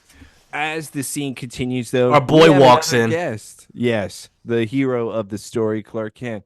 Chloe, I need you for a minute over here. Jimmy, Javier. Hey, Chloe, that place. I went to that farm. It's graveyard. There's bodies everywhere. I called the sheriff. He's on the way to McNally's farm. God, this is just bad. Chloe says, all right, Clark, guess what? I took a look at the property, and guess which Fortune 500 company so graciously purchased the land after it was plummeted in the last meteor shower? Let me guess, Chloe. Is it Luther Corp? Oh, this man is not even guessing anymore. He immediately knew. This is not jealousy. This is owning. Clark is about to whoop some ass. I love The that marshal's coming out once again. Boom. He's ready to go. He's not going to put up with anything. I love it. Chloe says yes. Clark says, you know what? Would you watch Javier? I'm about to rip some ass open. All right. Mm-hmm. Goes to the mansion, dude. She Walks says, in. Of course I will. Mansion scene. We have a white guy. Once again, not somebody Lex usually hires go. True. Weird. So Let's get yeah, political. Clark. Yeah, political in the mansion. We don't want that. Clark walks in, or kind of barges in a way. But Lex is like, I thought I told you you couldn't just be coming here anymore. Whoa. Don't even say barged in. There was a man that let him in. Don't say that. And Lex can't even say, oh, there was no one. That's true, because then, I mean, you're going to be warned, like, who's coming in the house. Yeah, just tell the guy then don't allow him to come in, Lex, if you didn't want him to be uninvited and just coming inside. Yeah, why don't you just tell your guy to leave him outside? But no, instead he said bring him in. I'm going to try to own him real quick. I'm going to try to brag that I just sent my pregnant lady to Amsterdam. Which, by the way, I don't think that's a brag. It's still weird. Yeah, it's you're not there though. So what you doing? She just hanging out? I don't know, smoking some weed. But yeah, Lex so is here. But yeah, so he's like, yeah, I thought I told you couldn't just be coming here anymore. And Clark's like, never mind that. I'm here about what you did. And what exactly did I do now, Clark, huh? Just gonna pause it real quick. Are we being fucking serious? Like, yeah. Are we being really serious right now? Lex, I could just like pick something. I'll just say billboards, and I bet you did something to them. Like that's how you like fast food chain. Meteor freaks. Street. Yeah. Lampposts. Political. I could say anything, and guess what? You probably did something shady with it. Yep. And so, yeah, he's telling them you're murdering people, exploiting workers. And last year, Luther Court bought Jed McNally's farm, and any illegal immigrant is there now forced labor, is buried in a cornfield after that. And Lex is like, wait, illegals? I don't know what you're talking about, man. I don't like illegals. But then, you know what? I could quote a farmer's almanac, and you would just call me a liar. Ain't that right? You know what, Lex? What do you think Lana would do if she found out about this? God damn it. Well, we could... Well, yeah. Just shut up. Just shut up, Clark. Don't mention her. You don't need her. Get her out of the head. Dude. What would Lana think about, huh? Well, we could ask her, except she's on my jet in Amsterdam. Probably fucking dudes. I wasn't able to go. I couldn't reschedule. Yeah. Okay, Lex. Soft brag, I guess. Clark actually completely ignores it. I told the sheriff about this, all right? So you could save your lies about Luther Court for him, all right? He's going to be coming down and breaking down this wall. I'll see you later, bitch. Yeah. We go to the Talon again. We go back to the apartment, the loft, and we are here. Javier's pacing back and forth, worried, and Jimmy's like, CK, you missed a pretty mean crust. Yeah. Stuffed crust. And by the way, I just have to say, I hate stuffed crust. And I don't get it. I don't get why you do. Like, you and Megan have pissed me off my entire life. And it's this simple, too. Your entire life. Stuffed crust does not... It just doesn't age well. You can't even eat it the next day. Yeah, you can. It's soggy. It's crappy. It's not good. You gotta put it in the toaster oven, bro. By the way, it's not even worth it. It's just not worth it. Give me regular crust. I like it when it's fluffy. Give me the regular crust, though. Stuffed crust is absolutely dog shit. You don't get it. You don't get it. No, you don't. I can eat any type of pizza. I can eat any type. Any type. Oh, yeah? Any crust. Oh, yeah? I bet you like the taco pizza, huh? Yeah. Let's get political. Yeah. You ever heard of the taco pizza? Yeah, so Jimmy asked where Clark ran off to. Yeah, he asked Chloe that. He's like, I know why he left. He doesn't like me. And I get it. I mean, you're my girl. And the poor guy is, like, so in love with you. And she's like, okay, no, we're just friends. Trust me. That ship is anchored firmly at bay. Been there, done that, whatever. As far as him not liking you, that's impossible, Jimmy. What's not to like? You're the greatest person in your You make me so happy. You're Jimmy the Hero Olsen. Jimmy says thank you. Immediately almost begins fingering Chloe when all of a Why sudden can't we she just accept a kiss from the guy? I don't understand. Like, because is that too much for the little kid? He's not she even knows that young. she knows what a kiss leads up to. Ew, what are you doing? I don't like what you're doing. Ew. All right, guys. Good thing y'all can't see what he just did. I don't like it. I don't like it one bit. So then Javier shows his border jumping skills by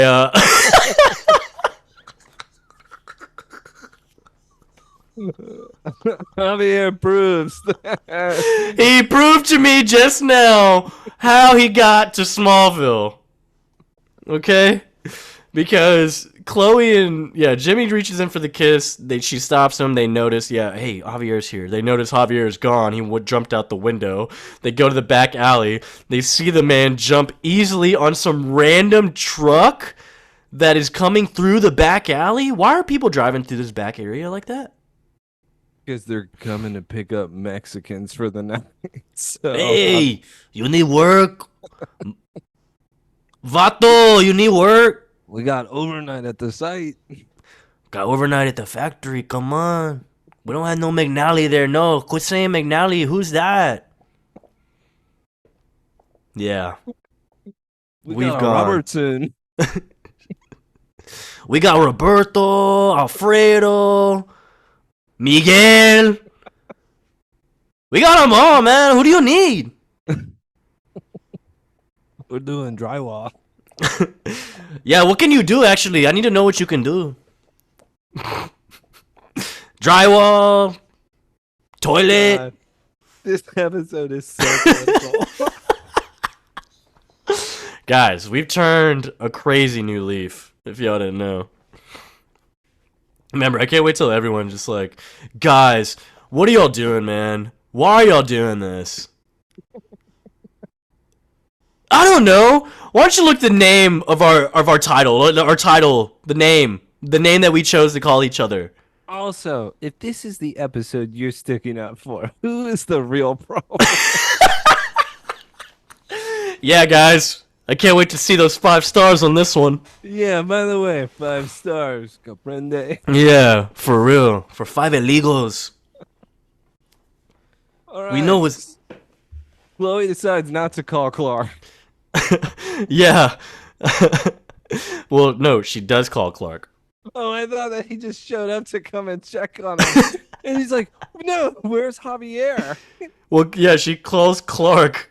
Immediately is like, Clark, get here as soon as you can. Because she didn't say anything. And he's like, yeah, where's Javier? What the hell? And he's like, I'm so sorry. I was like, what happened? He was just sitting there on the couch and then he disappeared. I don't know. The little Mexican leaped. He jumped. He's like, look, I'm sorry. I plead guilty to everything, honestly. And he's like, I told you just watch him for a little bit. What were you doing? Getting finger banged by Jimmy over here? Yeah, I was. He brought whipped cream, Clark. Okay, so that was at night. Where now we are going to the next scene. And by the way, this has got to be the biggest bust in Smallville history. Dude, you thought meteor showers were cool? Guess what? Guess what we got? The McNulty farm has 20 McNally, dude. You better correct it, all right? You're trying to stick up for the guy. Okay, I'm sorry. My hero of the story, Jed. Deku? Turns out that his farm does have 20 bodies that the deputies are now recovering, brushing them off.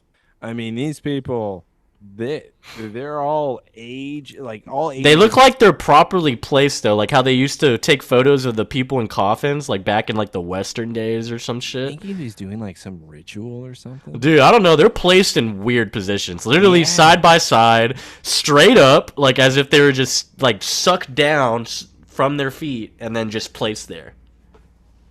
Man, that would be so cool if someone. What is he doing? Do you think they're suffocating, or do you think like he like actually like chokes them or like breaks their neck or something? I don't know. No, he just immediately pulls them down, and then they're stuck by the roots. So then they can't breathe, and they just suffocate. What I would have loved, Joseph. What if this turned into the True Detective season 1, where it's Clark Kent sitting at a table and he's cutting up beer cans. Oh And he's then God, talking about this case at the McNulty farm, where McNally. you find out that he had so many dead bodies and they were in the formation of a symbol. Where Oh now Clark Lord. is investigating a true cult, and we're having a deep dive into something that's just unprecedented that it would ever happen to the Marshal of Smallville. I think I would have been able to get behind this episode, but instead they I had to think get you already political. are behind this episode. Well, it's probably my all-time favorite of the season. Yeah, so the bodies are being recovered. We got the biggest bust in his Smallville history here. And yeah, McNally's getting taken away. All right, McNally's gonna get taken away. There's so many cops here. Like the FBI has to be here at this point. Oh yeah, but this is a huge bust. This isn't even an overreaction. In fact, I feel like it's light. I feel like there would be reporters at the ass here.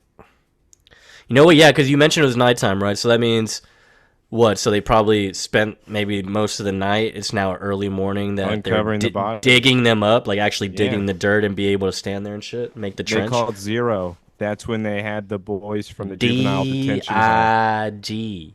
Cam Green, like, Because there's nothing going on in his big little head. yeah, yeah. All right, So better Jimmy's yet. here. He's taking pictures at the crime scene. And he's like, Clark, do you think any of these guys are the Francisco kid Javier was talking about? I mean, they all look the same, right? Yeah, like, I can't tell. And Clark immediately points one out, and he's like, hey, Deputy Morales, you identified any of the bodies yet? He was already thinking one is like Francisco. He thinks he's got eyes on one. Yeah, hey. I want to check out that body. All right, why don't you bring that body to me? Tell your boys. He's like, they're undocumented, looks like. When the others found out they were missing, they were too scared to report it, so... He's like, well, what's going to happen to the others? I mean, they'll be detained and sent back to their country of origin. You know, that piece of shit place called Mexico. They're probably going to be tortured, Clark, but it's okay. I mean, I'm glad that you were able to turn in McNally. So He won't hurt anyone else? He was the true hero of the story because he was bringing them. Oh, he was taking them away from a bad environment, and he was giving them a job where obviously they had TV, they had water. He was really concerned about their well-being at all times. And in fact, Clark now, what are they supposed to do for job? He's not going to pay them anything. So like the deputy has now said, we're going to deport them. Clark, this is all of your fault. McNally, he was the true hero. You done? You found that Latino boy, didn't you? Oh, God, dude. Yeah, McNally's getting taken into custody. They're like, oh, you better not have another field we have to worry about. And he sees Clark and walking up with the deputy. He's like, the boy who got away. You know that little Latino boy, huh? You know that little boy. And Clark's like, why'd you do it, man? Desperate times call for desperate measures, boy. This farm is my livelihood. So you brought in slave labor and then killed them when they ran away? Well, I wasn't about to let a couple lazy potato pickers turn me in. Whoa! Whoa! What? Lazy? What's the problem? Lazy. Obviously, Javier was lazy. He didn't look like a hard worker. So Bro. some of them needed to work harder. They need compensation to work harder. No. You know, you have TV. All right. So yeah, Clark's like, well, I guess I did that for them. Boy. And he's like, because Clark says, he's like, well, I guess I did that for them, so you're taken care of. He's like, oh, I'll make sure you pay for it too, and that boy. And then he's like, yeah, get him out of here, man. They turn away. Immediately, Jed McNally pushes the cops off, and he immediately starts shaking, like we're seeing some classic Earl stuff. And he's like Worm Man. He's like wiggling like starts a worm. shaking and vibrating, and then he goes in the ground, burrows deep. He's like a little worm man. All right, so I wanted to talk about this guy who plays Jed McNally because, well, his name's John Novak, but he was in like so much shit. Some DC stuff here and there with like little appearances. Did you ever watch Gundam? Mobile Suit Gundam Seeds. No, I never did Seeds. I know which one you're talking about, though. Well, he was in a lot of that. Literally 50 episodes. He also played Bolivar Trask in X-Men Evolution. Oh. And he was also in another episode of Smallville in season 4. Ooh. He was in Recruit. He plays some guy, Gary Burgeon or something like that. He's like one of the dudes who was on the field. Like, he owned Metro Motors. He was like one of the sponsors of the Metropolis University football team. What a sad episode that was, right? Yeah, man. Yeah. Political. Clark ruined that football team, so it just sucks sometimes. Clark ruined this farm. Like, this was probably Smallville's main source of crop. I mean, Yeah. now, what are they supposed to do? Pay their workers so they can work hard. I think we should let Jed out. I think he needs a second He's not even in custody. That's true. He did escape. So let's let him go. So they all just keep looking at the ground like, oh, where'd he go? He's in the hole. We need to get those boys from that camp back here, have them start digging. It's like that part in Space Jam when he gets sucked in the hole and they're just looking at it like, Michael? What kind of camera is that? Yeah, what'd those cops do? So yeah, now we're getting footage of the bodies, like already recorded, and it was sent to Lex. Lex is looking at it right now in his mansion, in his office. His pants are down, and I think he's touching himself to this. Said, how many bodies is that? Yes. And someone gets a knock at the door. Yeah, someone walks in and guess what this motherfucker says. Sir, I had no idea he was killing workers. Yeah, dude, what? Of course, this dude has his hand in this. As always, Lex is like, I thought you were supposed to keep track of Jed McNally's activities, and then you would include this whole tidbit of him using all these undocumented workers and killing them. Finding dead bodies. What, sir? I didn't know what he was using those bodies for. I mean, I was just watching him. He was just there. Like, I don't know. I could have been high. Yeah, and so the doctor's like, all I knew that the meteors gave him powers from the minerals because he was there. This guy's not good at his job. No, he's not. He's like, I didn't spend millions on research for the test subject to end up in jail. Find McNally before the authorities do. He's like, you know the man could be anywhere, Mr. Luther. He's like, then I suggest you start digging, bitch. Or I'll deport you to be out bang. Yeah, I'll deport the white man to Thailand or whatever. Philippines. That's very true. DP time. Sometimes we are also the victims. As we go to the DP, we are with Chloe, the second year of the Bottom Torch editor. I'm just kidding. She is now second year of the basement floor of the DP. She's Chloe Sullivan, 12 years retired from the Torch. She is now dating Jimmy Sullivan, the photographer of the DP. She is still wanting to catch that big story. She's needing to make sure that all corners are left untouched. She is needing to make sure that everything falls into place. She is needing to find the puzzle that only she can solve. Her name is Velma. As now Clark then walks in, they then begin to start talking about McNally and how it's making sense that he would be a 100% certified meteor freak, especially when you look into exactly what happened to his farm. And guess what? Our farmer friend was buried under a mountain of kryptonite, Clark. So here's my question to you, Joseph. The crops then, was it all a facade, and Lex was actually using that farm to essentially farm kryptonite? Probably. I mean, he was probably definitely bought it to at least take the meteor rock from the land, because technically it would have been Jed's since it was on his property. Well, I'm just looking at it as her saying it's the biggest farm, so it would look like just the meteor in the comic with that gigantic hole that we saw in that underground cave. I was thinking that it would be that size, and now Lex, that's what he was really doing. And they just let Jet out because it was his damn farm, and they're just allowing him to be a worm. Yeah, I don't know. He said he spent millions, so obviously this test subject is like prime test subject. Um, yeah. And hey, we got to add a new meteor freak power. We haven't added one in a while. We had Bronson, who was frequency man. I don't know. Both meteor freaks. We have two new powers, man. Talking about Book of Mormon? Yeah, Book of Mormon, Polar Express. He was awful. Mormon Man? I don't even want to talk about that villain. That villain should not even. But yeah, we have Mole Man. I gotta write down my list, dude. I haven't fucked with the list in a while. Yeah, but yes, you're lazy. Wow. 1 star. All right. Very cool.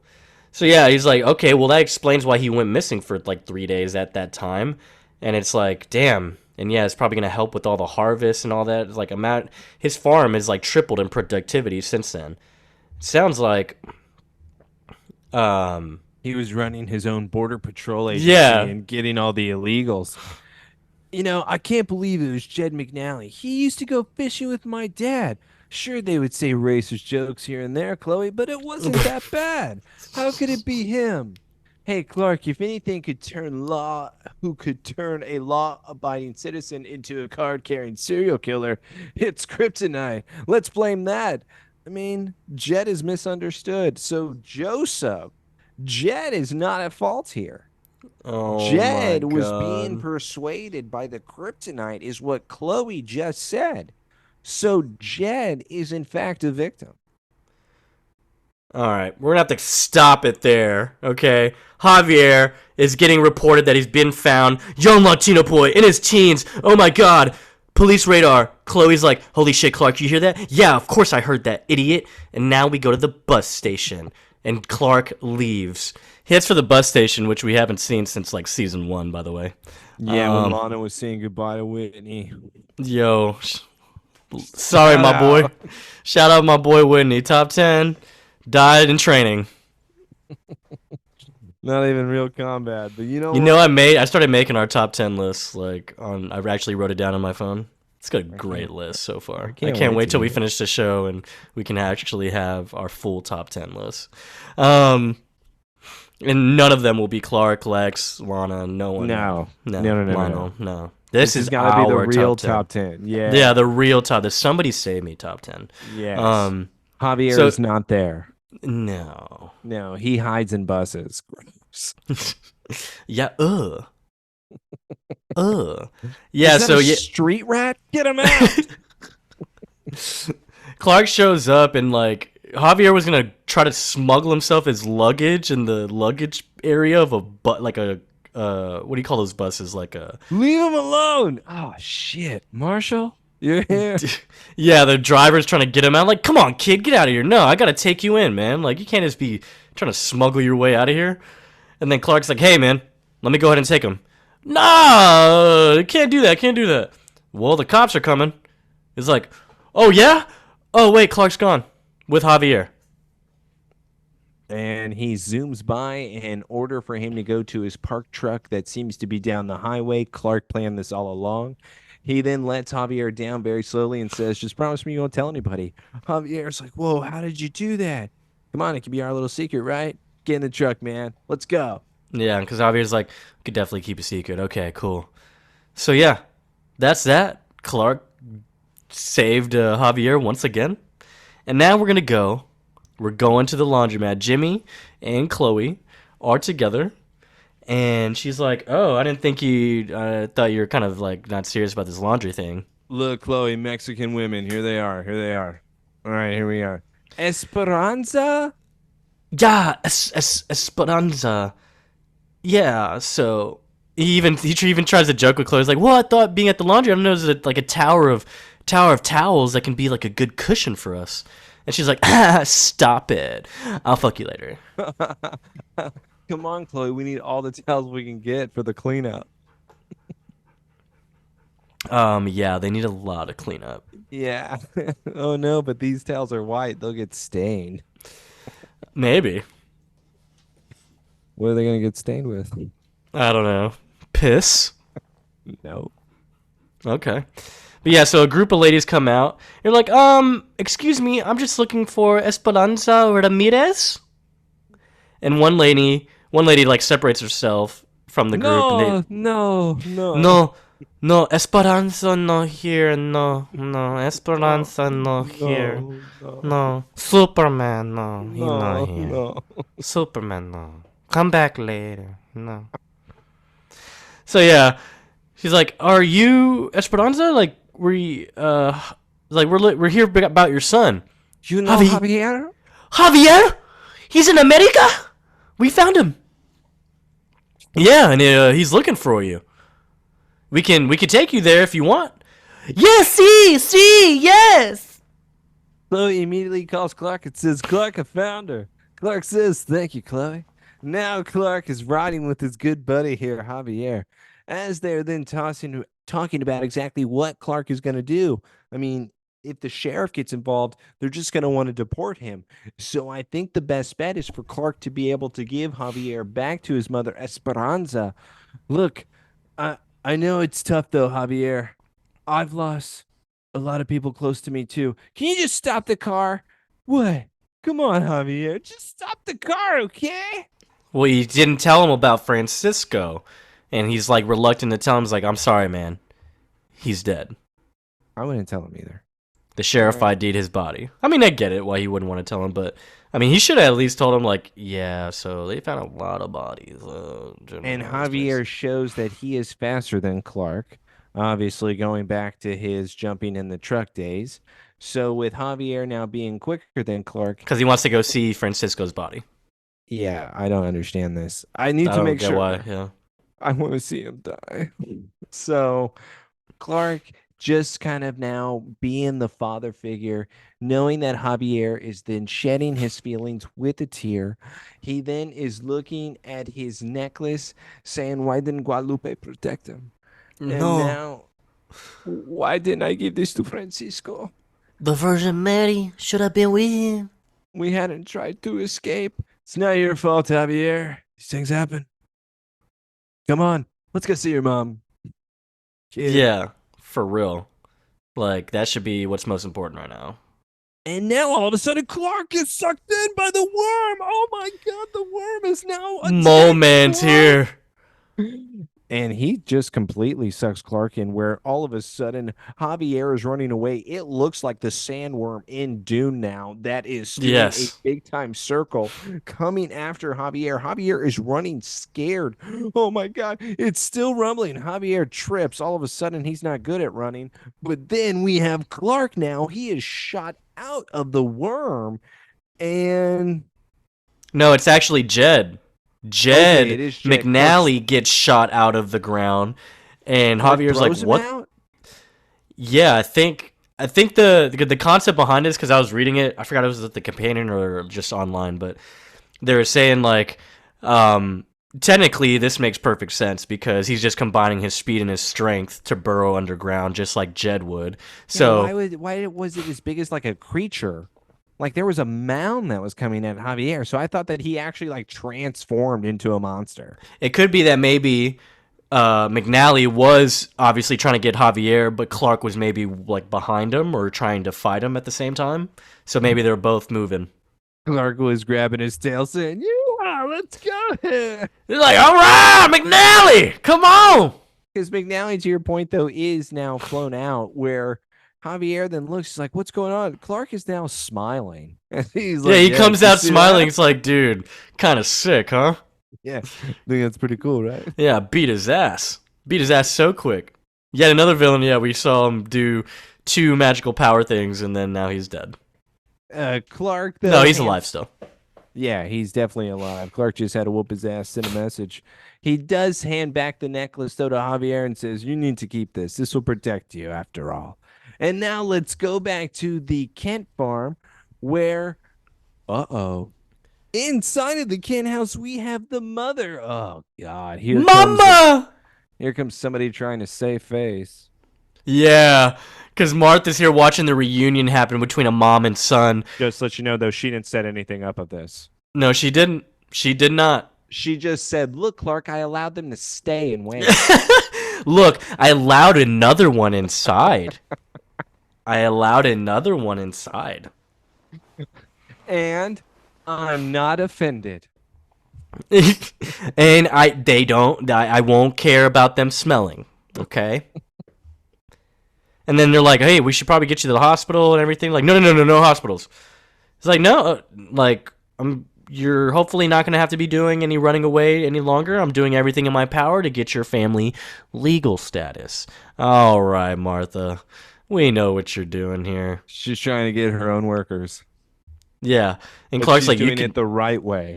The white way. So maybe Martha is misunderstood because she is helping them in the end. Maybe she's trying to give them a job too. Maybe she knew about Jed McNally all along. Maybe she was having sex with McNally. Okay. You think he burrowed deep? Who gets deeper, him or Lionel? Oh, Lord. No. We were That's supposed the to be poll. political, That's not the poll. perverted. That's a political poll. All right. All polls are political, am I right? Boom. Write that down. All right. Yeah, Clark's like, you can do that, Mom's like, well, yeah, I've been talking to Esperanza, and, Javier seems like an amazing boy. Yeah, I'd be proud to see him as a U.S. citizen someday. Maybe we'll work on that. Yeah. Sometimes, when you're dealing with extraordinary people, you got to take a risk. That's a lesson I learned from my son, my white American son. Clark, just do me a favor. Don't bring another one here. Yeah, anyways, we're going to get away from that racist household and come back to another one where it's the Luther Mansion. So much political going on today. We're at the mansion. Lex is playing piano. Lana walks in with... What the hell? All right. Damn it. Why do they do these things? Lana walks in with her classic China outfit. Dude, he's just sitting there playing the piano. Oh, Lana. Huh? Yeah, this is the White Goodman on the treadmill for the commercial. Oh, hello. Well, how was your trip? Did you miss me? Tell me you thought about me. All I know is I was not expecting the presidential suite with a stretch limousine. Au revoir. It was very special, Lex. I can't thank you enough. It was definitely a change that I needed. Lana, I'm sorry that you felt so uncomfortable with me. Not at all, actually. I thought it was amazing me being alone. Yeah, it's easy to get used to. Right. Lex, there were 2,000 people in the line for the art exhibit, and I got to skip everyone. Do you know how awesome that is? I just realized that money can buy happiness. No. Money isn't just luxury, Lex. It's power. Lex then is completely turned on, says my woman is changing more into the person I need. And that power can be yours now too. And her face, Jesus. Think of all the good we can do in the world, Lex. Lex is like, damn it. We're going to raise the stallion that's going to mount the mountains. And I know exactly what I want to do, Lex. Oh, God, another famous Lana idea. What's it this time? Oh, What? Lex looks at it, and it's immigrant slave ring exposed. It's the news article on the Daily Planet, and he smiles. I want to make my own slave ring. Yeah, wait, what? How from that? Like, what would you get from that as a viewer? Like, Joseph, you know what I get? I'm a fan. All right. I'm a new fan of Lana Lang.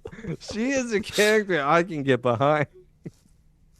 because even Lex smiles like this is the best thing she's ever came up with. She's like looking at all the bodies like, isn't it fun? Look at this. This guy got all these Mexicans on his farm. Look at how many. And there was even just that amount, if not a little less, in the ground. Let's just say we keep 5 and we let them run around here and do things for us. Yeah, we need a man, a woman, maybe a kid, and then like somewhere in the middle. Why a kid? Well, someone's got to play with Alex. That's true. We have a little baby brewing. They raised them together. That would be such a great friendship from the start. It would end up like Fox and the Hound, am I right? Yes, it would, actually. Yes, it would. You like that? Yeah, Lady and the Tramp. Yep. Yep. Mm-hmm. Martha's the old lady, right? Sure. Actually, yeah. Martha would probably kill the fox. Come on. We have to get rid of him. She doesn't let him in the wild. She just takes him out back. Hey, man, gotta do what you gotta do. But we go to the DP. We go to the DP for our final scenes here. And Jimmy's over here advertising his apartment searches for Chloe. And he's like, oh, it's like secure parking. It's got a nice view. It's pretty close by. He's like, Jimmy, I have an apartment. And yes, my roommate might be blasting Metallica while in the shower, but hey, it's okay. It's in Smallville. Yeah, that's the point. It's in Smallville. It's far. It's Chloe, like there's murderous freaks everywhere, okay? And plus, that's 3 hours away. How are you doing this? I don't feel comfortable with my girlfriend being surrounded by all these meteor freaks, let alone Mexicans. That's a guy who looks out for his lady. Yeah, because he's racist like everyone else except Clark. Listen, he may be just misunderstood in this episode. I think a lot of people are. I think I want to give some shout outs here. Shout out to Jed. We're gonna miss you. Sure. Shout out Martha. No.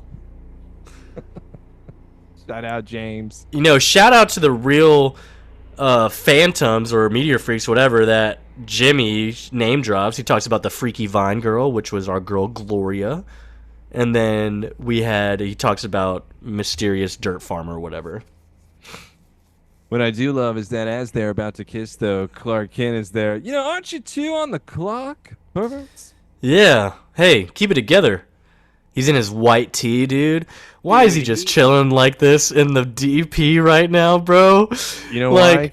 I think it's going a little bit to his head how much of the head of the table he was. That now he's like, you know what? Everywhere I am the man. So what do you 2 think you're doing? He doesn't even work here. He's questioning both of them. Dude, this guy, man, Clark is the man. But yeah, no, like Chloe even says, look, Jimmy, Smallville got me to where I am right now, and I'm proud to be here. I love living there. It's fine.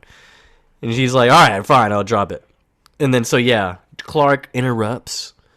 And then Jimmy goes here. He's like, CK, just the man I wanted to see. Look, I'm a straight shooter, man, so we should probably just get this out in the open. Clark's like, okay. Look, I know that you got your issues with me, bro. And then Clark gets up, and he's like, okay, what do you mean? It's like, well, to me, the Chloe thing is like, but hey, like, I get it. I'm all about walking through it. So, I want to be bros. We just get through that tension. Do you play hoops?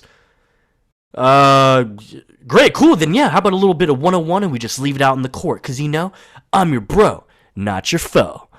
And sticks out his hand, his fist, to bump. Bump me, dude. There it is, man. Thanks. You know what Clark says? All right, fine, I'll bump you. He's like, okay, yeah, I'll bump. Cool. And Chloe's even like dying because she thinks this is so funny and embarrassing and shit. It's actually adorable, yes. It's very cute that now Jimmy is making an effort in order for him and Clark to become closer friends. Chloe told Jimmy that Clark was terrible at basketball, so Jimmy thought, all right, maybe I should challenge him to this. It could be more even though he's tall. Terrible jump shot. Right. Imagine two white people playing hoops now. What? This is just Lucas and Clark again. Clark's only going to use his powers and shove Jimmy. Fun fact about that scene is that there's a deleted one of him shoving Jimmy. Aaron Ashmore ad-libbed or improvised that fist bump. That was him. That wasn't in the script, apparently. And everyone was like loving it. Even Tom was like, nah, man, that was really funny what you did, dude. You gotta keep that.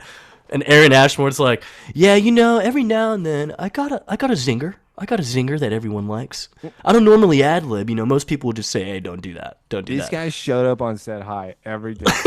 And he just was living the dream with everything that he was doing, somehow working out. Well, when your twin brother's Iceman, I mean, you got to work with what you got.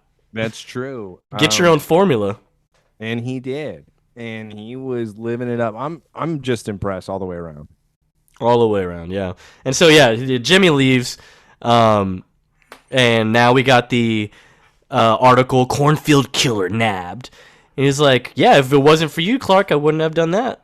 He's like, I mean, yeah, but... It's like, look, you got to get past the negative here. You put the man away, and you reunited a woman with her son. I mean, come on, Chloe, count your blessings here. I'm not gonna do anything with the world's problems, okay? I think you need to relax. This is not what I'm gonna be doing. Just let me be me, okay? But she's like, you do more for this world than anyone I know. You can't be a Debbie Downer. I can do whatever I want. Let's True. go to the next scene. Kent Farm. Cause man, is this scene something else? We have here's the thing though. Here's actually the thing. What is she doing here? What do you think you're doing? Why? Really inappropriate. And why would you not call ahead? Joseph, why would you not give this to Lois? What? Lois, yeah, I guess so. Lois is still working. She's out of town, dude. So that means she can't wait. She has to deliver it immediately. That's in right. Person. That's right. This is ballsy. I'm not gonna lie. This is very ballsy. Yeah, because money's power, dude. She can do what she wants now. I agree. But by the way, she thought she was gonna have the upper hand, but she doesn't know who this Clark Kent is. Oh yeah, no. Clark literally makes her look so stupid here. Jesus Christ. He's not a boy anymore. No. He's over here just sawing some shit down. Lana walks in. By the way, yeah, he is doing man work. Yeah, he doesn't even have gloves on. This man has like his watch on and shit, and he's over here no gloves, just fucking hammering some shit down. You're going everywhere. Lana does walk in though, where you would think, wow, he doesn't have any protection. No equipment whatsoever. Like no helmet. Has a white t-shirt on. No gloves. But yeah, she's like, t-shirt is clean. Very clean. She's like, hey, Clark. It's like, oh, hey. He's like, yeah, I thought you were out of town or something. He's like, yeah, I just got back. Your mom around? It's like, you didn't check beforehand? This is what I mean. You didn't call ahead. You didn't check the house first. I don't understand, Lana. What are you doing? She's in Topeka. By the way, Topeka is sex with Lionel, right? Like, Topeka is code word for sex with Lionel. Maybe. He's not in the episode, so... Every time Topeka's mentioned, Lionel was always a part of it. But what I do love is, oh, well, you know what? I just thought I would bring her some paperwork. Here. Why don't you give it to her? Should I leave it inside the house? He's like, no, it's cool. I'll take it. I'll just like leave it here, and then when she's here, I'll give it to her. I'll make sure she gets it. He's like, this must be pretty important, Lana, if you're hand delivering it. Well, Luther Corp wants to sponsor the residency of the workers on your neighbor's farm. They'll all be given jobs at the plant. Hold on. All right, let's just pause it real quick here. So, Luther Corp owned the farm. Right. That the workers were already working on and then dying. Right. She then said, hey, I'm opening up a foundation through Luther Corp where they're going to get these same workers and they're going to put them to work, but at Luther Corp. Don't worry, they're going to be safe, so they won't be able to talk to anybody else. Right. Lana's an idiot. Mark honestly says, yeah, this must be nice so that Lex can try to wash his hands of everything, huh? Oh my God, Clark. Lex had no idea what was going on in that farm. How did you have to say that? He's like, Lana, you don't believe that. Come on. Unlike some people I know, Lex doesn't lie to me. What? God damn it. Or he just wants his name clear of murder and slavery, so he sends a messenger to do his cleanup work. And by the way, a poorly dressed messenger too. For real. Oliver I'm looked not better. I'm not his messenger, Clark. This is my idea. I resent the fact that you think that I could even be manipulated right now. That's not what I even said, Lana. Maybe you should listen to what I said. That's exactly what you meant. And now we have a long stare, and Clark really is like, oh my God, you're so stupid. You dumb fuck. Damn it. Now we got some AFI playing, dude. Dude, Oh, AFI yeah. is bumping hard right now. Because we got a killer end scene where we go to what we assume is probably level 33.1 because Lex is here with Jed McNally because the doctor has him on a table and he says, yeah, he's in a little bit of a small, you guessed it, coma. We haven't had one of those in a while either. It seems like Meteor Freak and coma go hand in hand, huh? Lionel will be by later to poke him. Oh, yeah, we're poking. We got another victim for Lionel to be able to torture. So, yeah. I mean, just look at his fingernails. Gross, yeah. Jed McNally's on the table. They're going to be operating. I was like, yep, you keep me up to date on any reports with him. I need to know how he's doing and see what happens with his body, what we can do. And so he starts walking through the hallway, and there's just nothing but cells in this level 33.1 as the door closes and Lex walks out to AFI. Scene ends. Credits roll. Episode is done. Did that hit for you? Like, as in, like, oh, it's a big reveal? What type of thing? Reveal, like, oh, man, what a badass. No. I think that either. I was just thinking, like, yeah, Lex is the biggest piece of shit, still. Yeah, and it's like, man, 33.1 really went downhill, huh? Yeah. It's on a nicer facility than this. See, yeah, Lionel got involved. You know how that goes. And gets more broke. But I don't know. That scene just didn't hit for me. In fact, I was like, Lex is just dumb. Cool, Lex. Very cool, man. But that was the first time where I couldn't tell what Lana was doing. And I'm still not sure. Maybe it's the pregnancy going to her head. Maybe she's having pregnant brain. That is a thing that happens. So I'm only going to assume Megan will be able to answer more of those type of questions next episode because for some reason she can't stop getting pregnant. Yeah. Can't wait till the baby. I can't wait. But yeah. We're done. We're done. We are so done with this episode. I feel like this may go on my all-time favorite list. I think what is wrong with you? I'm into politics.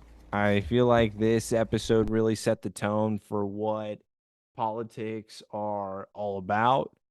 I'm really excited we were able to have this open conversation today. Feelings were left at the door. True. Was a great experience. Open forum here. We don't discriminate. We don't. We kind of do though. Certain people. Yeah, we don't. We go off of names though. We don't go off of what you look like, just whatever your name is. Yeah, I don't give a shit what you look like, but if you got a dumbass name, yeah, like John. You're fucked. Yeah, John. Francisco. What? I wasn't saying that. Baron. All right, if your name's Baron out there, I'm sorry, but Jesus. But yes, once again, this was the Somebody Save Me podcast. Thank you for listening to the show. Once again this week, we'll be back next week with a special guest. You guessed it. Yeah, oh yeah, go ahead. Give her a little introduction. It's the nurse. It's the nurse. She's coming back. Megan, Taylor's wife. Can't wait for her to talk shit to him the whole time. Woo! No, I've already warned her. If she talks shit to me, she's gonna regret it. Another kid?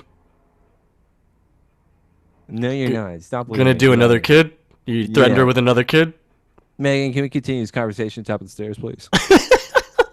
What stairs, man? You building them? What? Huh? But yeah, We were the two nerdy idiots. Again, we'll be back next week for Hydro. Tori Spelling is guest starring on that episode. Ha ha ha, if you're a fan of Tori Spelling. But yeah, Megan will be here. Leave the 5 stars for the 5 illegal aliens. Border Patrol. Yeah. Don't bury us in the hole. Give us those 5 illegals. Give us those 5 stars. Give us the 5 stars for the 5 Hail Marys, the Virgin Marys. Yeah, 5 stars for the 5 Mexicans buried in the backyard. Am I right? Jesus. What? That was Jesus! the episode, right? Jesus! Yeah, you're right. You're right. Yeah. Yeah. We're out of here, man. So Catch us next front week. Yard.